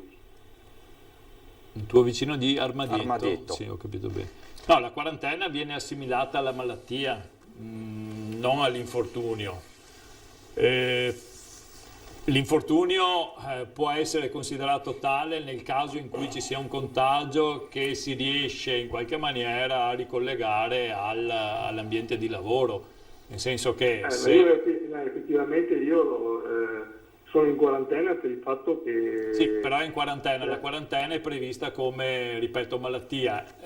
Diversamente invece il caso in cui lei dovesse risultare positivo al tampone e poter dedurre che il contagio è avvenuto nel posto di lavoro. Questa è una cosa non semplice, però diciamo così che l'INAIL ne tiene conto, insomma. È ovvio che se dopo lei è un frequentatore, mi permetta la battuta, di discoteche o è andato al Billionaire negli ultimi mesi, probabilmente l'INAIL le dice, no, mi permetta la battuta, così per sdrammatizzare un po', ma se invece è verosimile che lei il contagio l'abbia avuto nel posto di lavoro, allora scatta l'infortunio. Effettivamente l'azienda mi dice che devo stare in quarantena perché c'è un collega di lavoro vicino di Armadietto, se io l'ho preso là. Sì, però il trattamento è quello della diciamo che il nesso di causa qua è difficile da dimostrare. Sì, è difficile da dimostrare, però come dire, più che dimostrare il nesso bisogna fare la valutazione di esclusione di altri motivi di contagio, perché tornando anche a degli esempi, è ovvio che se io ho parenti che si sono ammalati o che erano positivi, può essere che io il Covid l'abbia contratto da loro, però se, ripeto, la cerchia in cui vive il lavoratore risulta essere non avere possibilità di lavorare, questa situazione comunque non mi accadeva, cioè quello è il fatto. No, non ho capito bene, Gabriele? Se io non andavo a lavorare, non avevo contatto con questa persona, comunque questa situazione non la... ma è proprio quello il punto, bisogna vedere che, bisogna in qualche maniera, come dire, quasi con una statistica di probabilità, vedere se lei non fosse andato a lavorare avrebbe contratto il virus da qualche altra parte, ripeto, se altri... Scusate, ma Gabriele... io il virus non ce l'ho, No, ho capito, parlavamo in linea teorica. Lei ha fatto il tampone, Gabriele? Sì, io ne ho fatti già 3 tamponi, erano tutti negativi. E quindi teoricamente lei adesso può rientrare al lavoro? Sì, nell'ambito di lavoro, sì. Sì, esatto, ma a lei adesso teoricamente può rientrare al lavoro se ha fatto 3 tamponi e risulta negativo? negativo? Mi hanno lasciato a casa solo per il fatto perché c'è un collega di lavoro vicino però mi sa che forse qualcosa che non torna a cessa, perché voglio dire... nel momento in cui lei ha fatto il tampone e risulta negativo non c'è più motivo per non ammetterla al lavoro, cioè l'unico motivo sarebbe che c'è qualcun altro che sta lavorando che è positivo, ma non avrebbe senso lasciare a casa uno che è negativo perché perché può contagiarsi con altri presenti al lavoro che sono positivi. Sono quelli positivi che devono rimanere a casa e quelli che potenzialmente possono esserlo fino a che non hanno fatto il tampone. Nel momento in cui lei ha fatto il tampone ed è negativo, mi sa che forse il datore di lavoro ci sta un po' marciando. Ma Gabriele, lei in che settore lavora? Alimentare. Ah, ok. Sì, non sono mai rimasto a casa né prima, solo per questo fatto, insomma, però io chiedevo solamente se c'era il fatto può essere, aspetti perché stavo facendo una valutazione, può essere che siccome il contagio può emergere nei 14 giorni, il datore di lavoro dica sì, tu hai fatto il test oggi ma non è detto che il virus non si manifesti successivamente, questo potrebbe essere il motivo. Si manifesti credo perché l'incubazione di 14 giorni in teoria, se il virus è presente dovrebbe essere rilevato, però andiamo un po'. Qua entriamo un po'. Il dato di fatto che comunque mi dicono che io devo rimanere a casa perché sono stato... Sì, ma ad esempio... Per che periodo le hanno detto che deve rimanere a casa? Fino a quando, Gabriele, le hanno detto di rimanere a casa? Guarda, sono a casa fino al 21 io, ma è da quando? È tutto dal giorno 6, da martedì, da ieri. Quindi da ieri, 21, 14 giorni. Sì, ma è tutto un suo dirsi perché il datore di lavoro ha comunicato all'ULS, l'ULS doveva comunicare a me e alla dottoressa. al momento non è stato dichiarato niente, io sto aspettando comunque Gabriele, di fare anche un tampone. Ok, mi scusi, ma lei materialmente quando è entrato in contatto con questo suo collega di lavoro vicino di Armadietto? Quando l'ha visto l'ultima volta? Io sono stato al lavoro lunedì, poi lunedì pomeriggio, perché faccio il mattino, e mi hanno detto che dovevo restare a casa. Quindi i 3 tamponi le sono stati effettuati prima, quindi i tamponi è già da tempo. Ecco. L'ultimo che ho fatto è stato il 1° di ottobre, giovedì. Ok, allora cambia qua, la situazione cambia radicalmente, Gabriele, perché allora se lei è venuto in contatto con il suo collega lunedì, quindi 3 giorni fa, sostanzialmente poco meno di 3 giorni fa, i tamponi che ha fatto fino a venerdì non valgono più sostanzialmente. È quello che dico, che poi alla fine se l'ho preso là per tanto infortunio, non è più malattia. Ma fin tanto che è in quarantena è malattia. Adesso dovrà rifare i tamponi. Se per caso dovesse risultare positivo, sì, io la invito Ma in ogni caso, anche se fosse negativo, sono costretto a rimanere a casa. No, ma sta facendo confusione. Allora, il consiglio era che se è positivo deve far scattare l'infortunio, questo le volevo dire. Dopo è ovvio che se lei in questo periodo è in quarantena finché non fa il tampone, però se il tampone dovesse risultare negativo, anche in quel caso può ritornare a lavorare. Capisco che è una confusione comunque. Abbiamo capito, ma Gabriele, non voglio metterle in difficoltà a sapere nomi e quant'altro, anche se possiamo arrivarci in qualche modo, ma lei ha sempre utilizzato i dispositivi, la mascherina, tutto quello? Certo. Quindi da parte sua c'è sempre stato un atteggiamento corretto? Ma da parte un po' di tutti, e che comunque il popolare è scoppiato lo stesso. Comunque lei verifichi un attimo la questione, quando ha fatto il tampone magari si rivolga comunque al sindacato della zona di dove abita, per magari avere un consiglio. Grazie a lei. Grazie Gabriele, in bocca al lupo. Ecco, questa è una vicenda molto concreta che ci fa toccare con mano tutte le interconnessioni fra i vari livelli, Covid, licenziamenti, cassa integrazione e quant'altro. Mi dicono dalla regia, mi dice Alberto Piovesan, che saluto e ringrazio, che dobbiamo andare in pubblicità e andiamo in pubblicità. A dopo.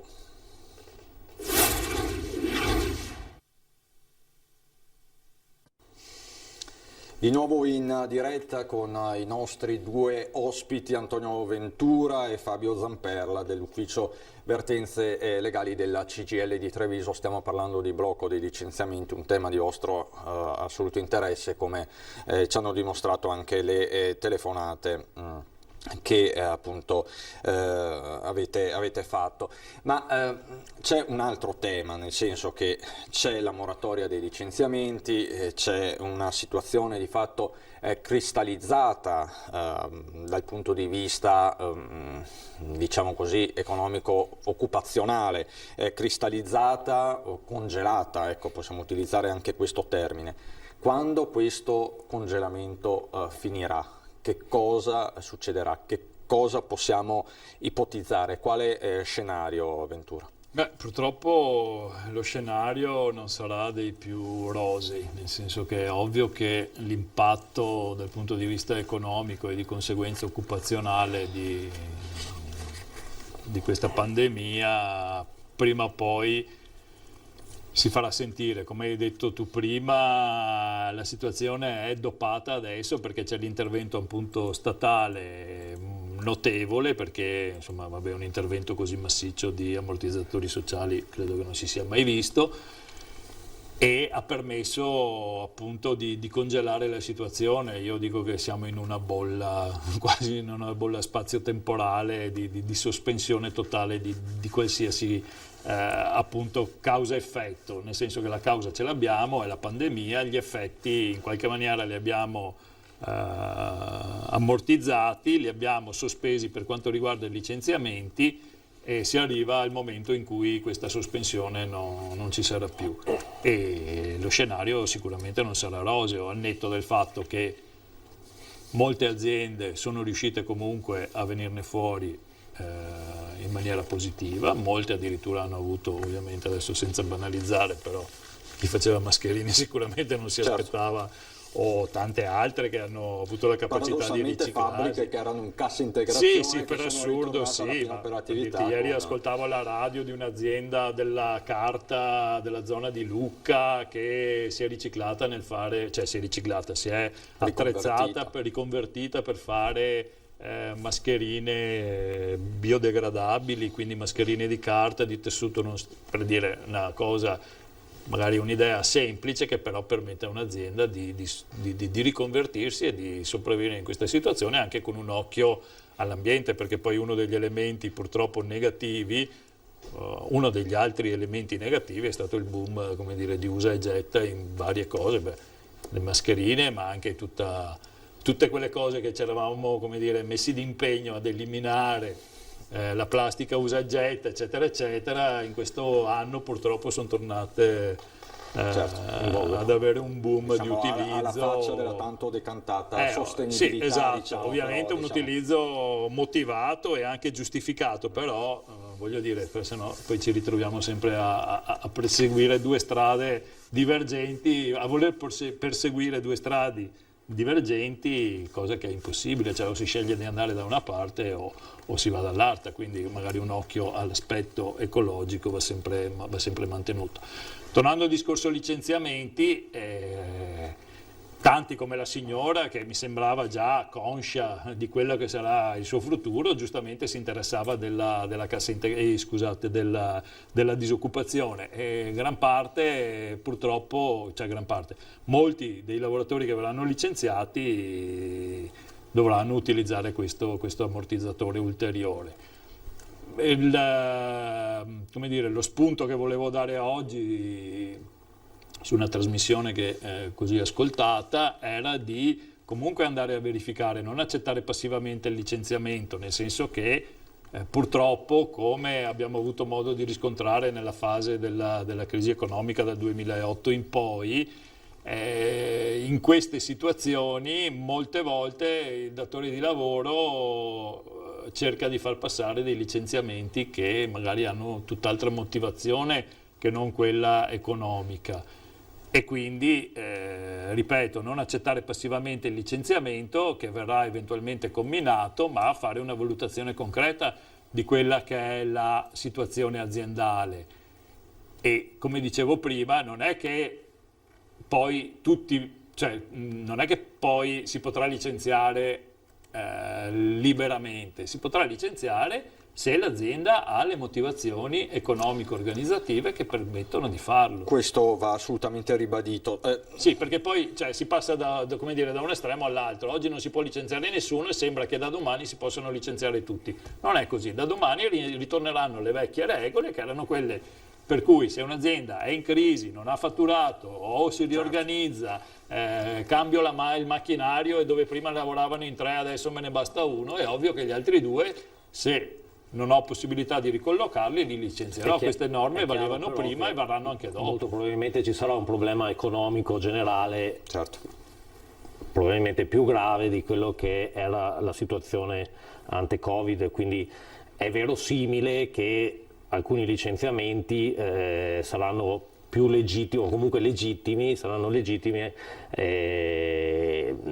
perché è chiaro che alcuni settori sono stati colpiti in modo particolare, si parlava del turismo, dei pubblici esercizi, comunque del commercio, e come diceva Antonio prima, questa bolla in cui ci troviamo è utile però anche a poter garantire un reddito ai lavoratori, ma il reddito dei lavoratori sarà quello che poi servirà anche in futuro per un tentativo di ripresa dell'economia, perché facendo, come dire, teoria spicciola di economia, sono i lavoratori che possono con il proprio reddito rilanciare poi la produzione, la produttività delle aziende. Garantire perlomeno questo minimo di reddito, perché comunque parliamo sempre di importi che sono ridotti rispetto allo stipendio pieno. Di quanto più o meno? Dall'80%, del 70%? Sì, circa l'80%. Ecco, tra l'altro permettetemi di dire questo perché L'altro giorno c'è stata l'assemblea sindacale lunedì pomeriggio all'esterno dell'aeroporto di Treviso che come sapete non ha voli, non è chiuso, sigillato, però non ha voli, quindi non si lavora, sono praticamente tutti in cassa integrazione. Con le sigle sindacali, con i lavoratori c'era anche l'indotto che è fatto di persone con partita IVA, tassisti, titolari di bed and breakfast, ristoratori, gente che è messa addirittura peggio perché per loro non c'è ammortizzatore sociale che tenga, o sbaglio? Sì, ma infatti la situazione colpisce non solo i lavoratori, ma colpisce anche gli imprenditori, ma diventa un circolo vizioso, non c'è niente da fare. È motivo di più per cercare delle soluzioni anche grazie all'intervento dello Stato che riesca in qualche modo a mantenere un equilibrio tra i diritti dei lavoratori, i redditi dei lavoratori e dall'altro lato i redditi dei datori di lavoro, delle aziende. Le due cose si sostengono vicendevolmente. Vedremo cosa succederà. È chiaro che i presagi non sono i migliori. Non c'è alternativa in questa fase se non quella, nonostante le critiche che ci possono essere state, dal nostro punto di vista non c'è alternativa se non quella di aver dato questo sostegno, insomma, che, ripeto, non è stato solo in aiuto dei lavoratori. Il blocco dei licenziamenti è collegato, come diceva bene prima Antonio, è collegato alla possibilità di riconoscere alle aziende la cassa integrazione e mantenere poi, come dire, anche la possibilità di garantire la produttività delle aziende, ma anche nel settore del turismo. Cioè, banalmente liberarsi o licenziare un dipendente che magari lavorava per il bar piuttosto che per l'albergo, piuttosto che per un'azienda del commercio, magari per anni con una certa professionalità, e dover ripartire tra un anno, tra 2 anni da capo, non è un aiuto alle aziende. L'aiuto alle aziende è quello di far sì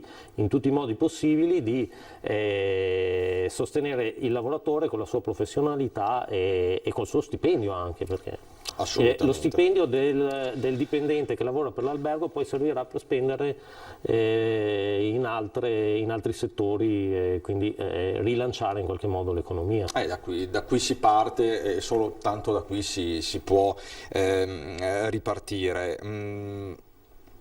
Vi chiedo un'ultima battuta, che mesi ci aspettano, perché l'incertezza domina veramente sovrana. Lei Ventura ha utilizzato un termine che rende bene l'idea: bolla. Siamo in una bolla. Sì, purtroppo l'incertezza è su vari aspetti. Io credo che bisogna essere positivi, nel senso che siamo usciti da altre crisi che forse non avevano come dire, l'importanza, anche perché questa è una cosa che a livello mondiale, quindi. Però insomma io credo che bisogna sempre avere una visione positiva, nel senso che l'esempio che facevo prima, banale, però gli imprenditori che sono tali, nel senso che fondano un'impresa e non fanno semplicemente un calcolo sterile di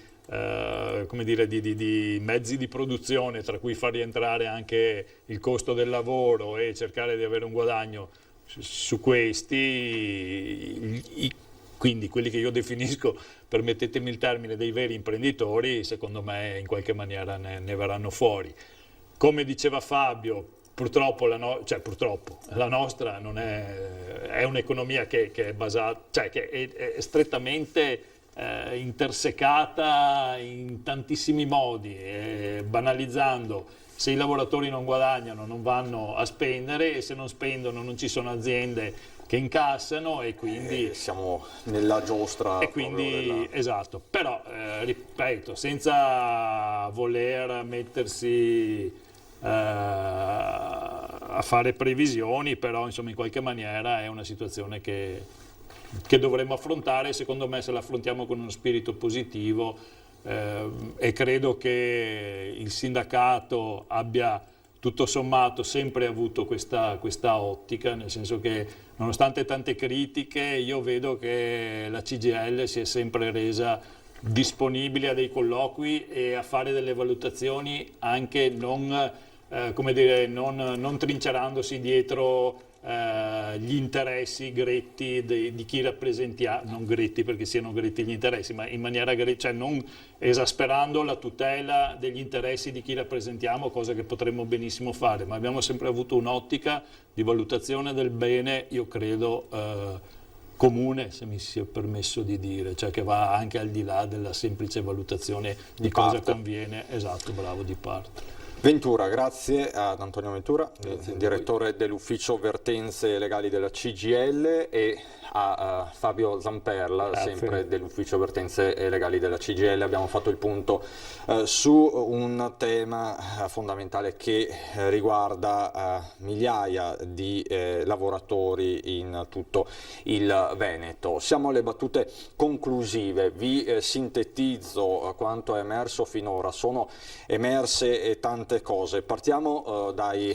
dati del contagio, ve li ripropongo. 240 solo nella notte in tutto il Veneto, maglia nera ancora una volta la provincia di Treviso con 59 casi, seguita da Venezia 49, poi Verona, Vicenza, Belluno, un dato che prima ho sottolineato e sottolineo nuovamente perché parliamo comunque di una provincia che ha un quinto della popolazione di Treviso e ha dei cluster sorvegliati speciali proprio in questi giorni. Un aumento lievissimo delle terapie intensive, siamo a 25. Una situazione però che dal punto di vista sanitario è sotto controllo, lo ha detto anche il governatore Zaia nel corso della conferenza stampa che si è tenuta come al solito all'unità di crisi di Marghera. Tanti punti affrontati da Zaia. Alle 18 ci sarà un incontro in videoconferenza con il governo, perché il governo dovrà comunque varare il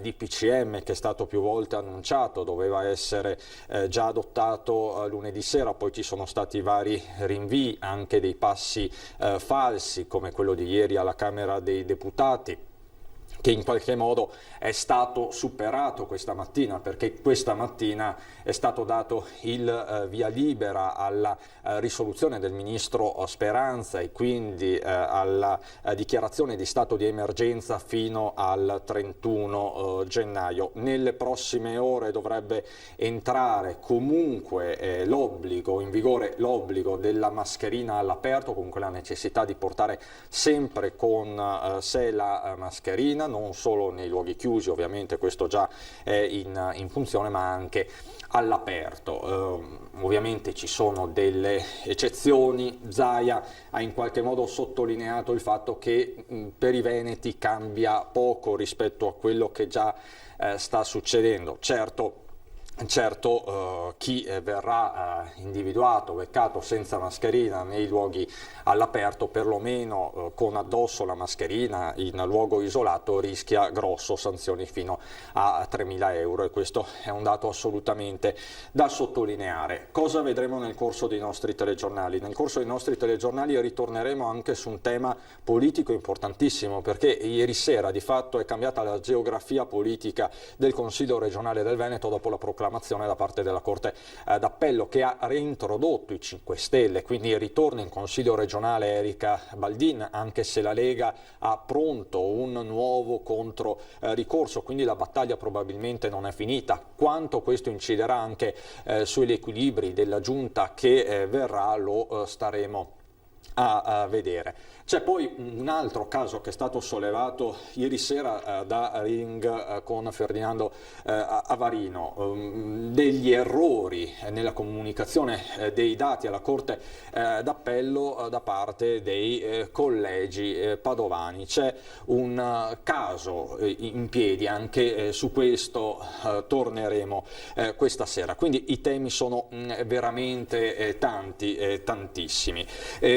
Che altro posso dirvi? C'è ancora la partita sull'accoglienza diffusa degli immigrati, perché lunedì sera il Consiglio dei Ministri non ha varato il DPCM, ma ha varato per l'appunto la cancellazione dei decreti Salvini.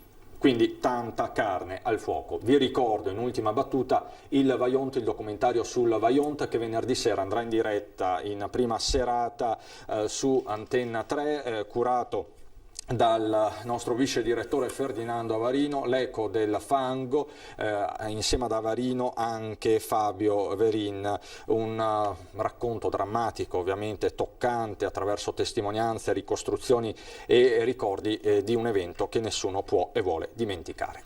È tutto, è davvero tutto per il momento. L'informazione in diretta di Antenna 3 ritorna a partire dalle 18:30. Adesso ci sono le previsioni del tempo per le prossime ore. Saluto e ringrazio Alberto Piovesan e Alice Montagnier in regia. Grazie per l'attenzione, buon proseguimento.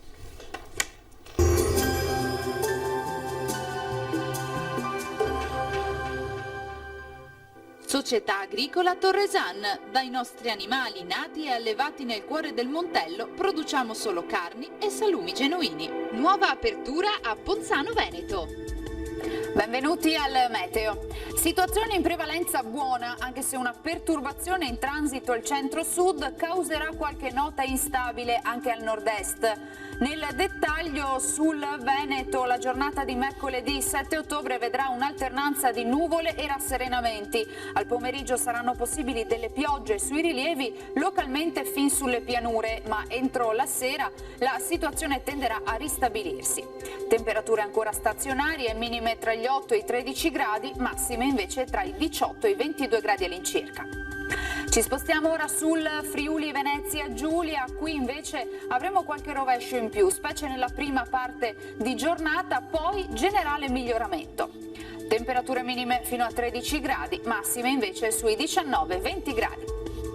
Infine uno sguardo alla situazione del Trentino Alto Adige, ampio soleggiamento salvo per isolati temporali possibili sui settori alpini di confine. Temperature minime sugli 8-9 gradi, massime in calo fino a 19 gradi all'incirca. Dal meteo di Antenna 3 per ora è tutto, grazie per l'attenzione e arrivederci.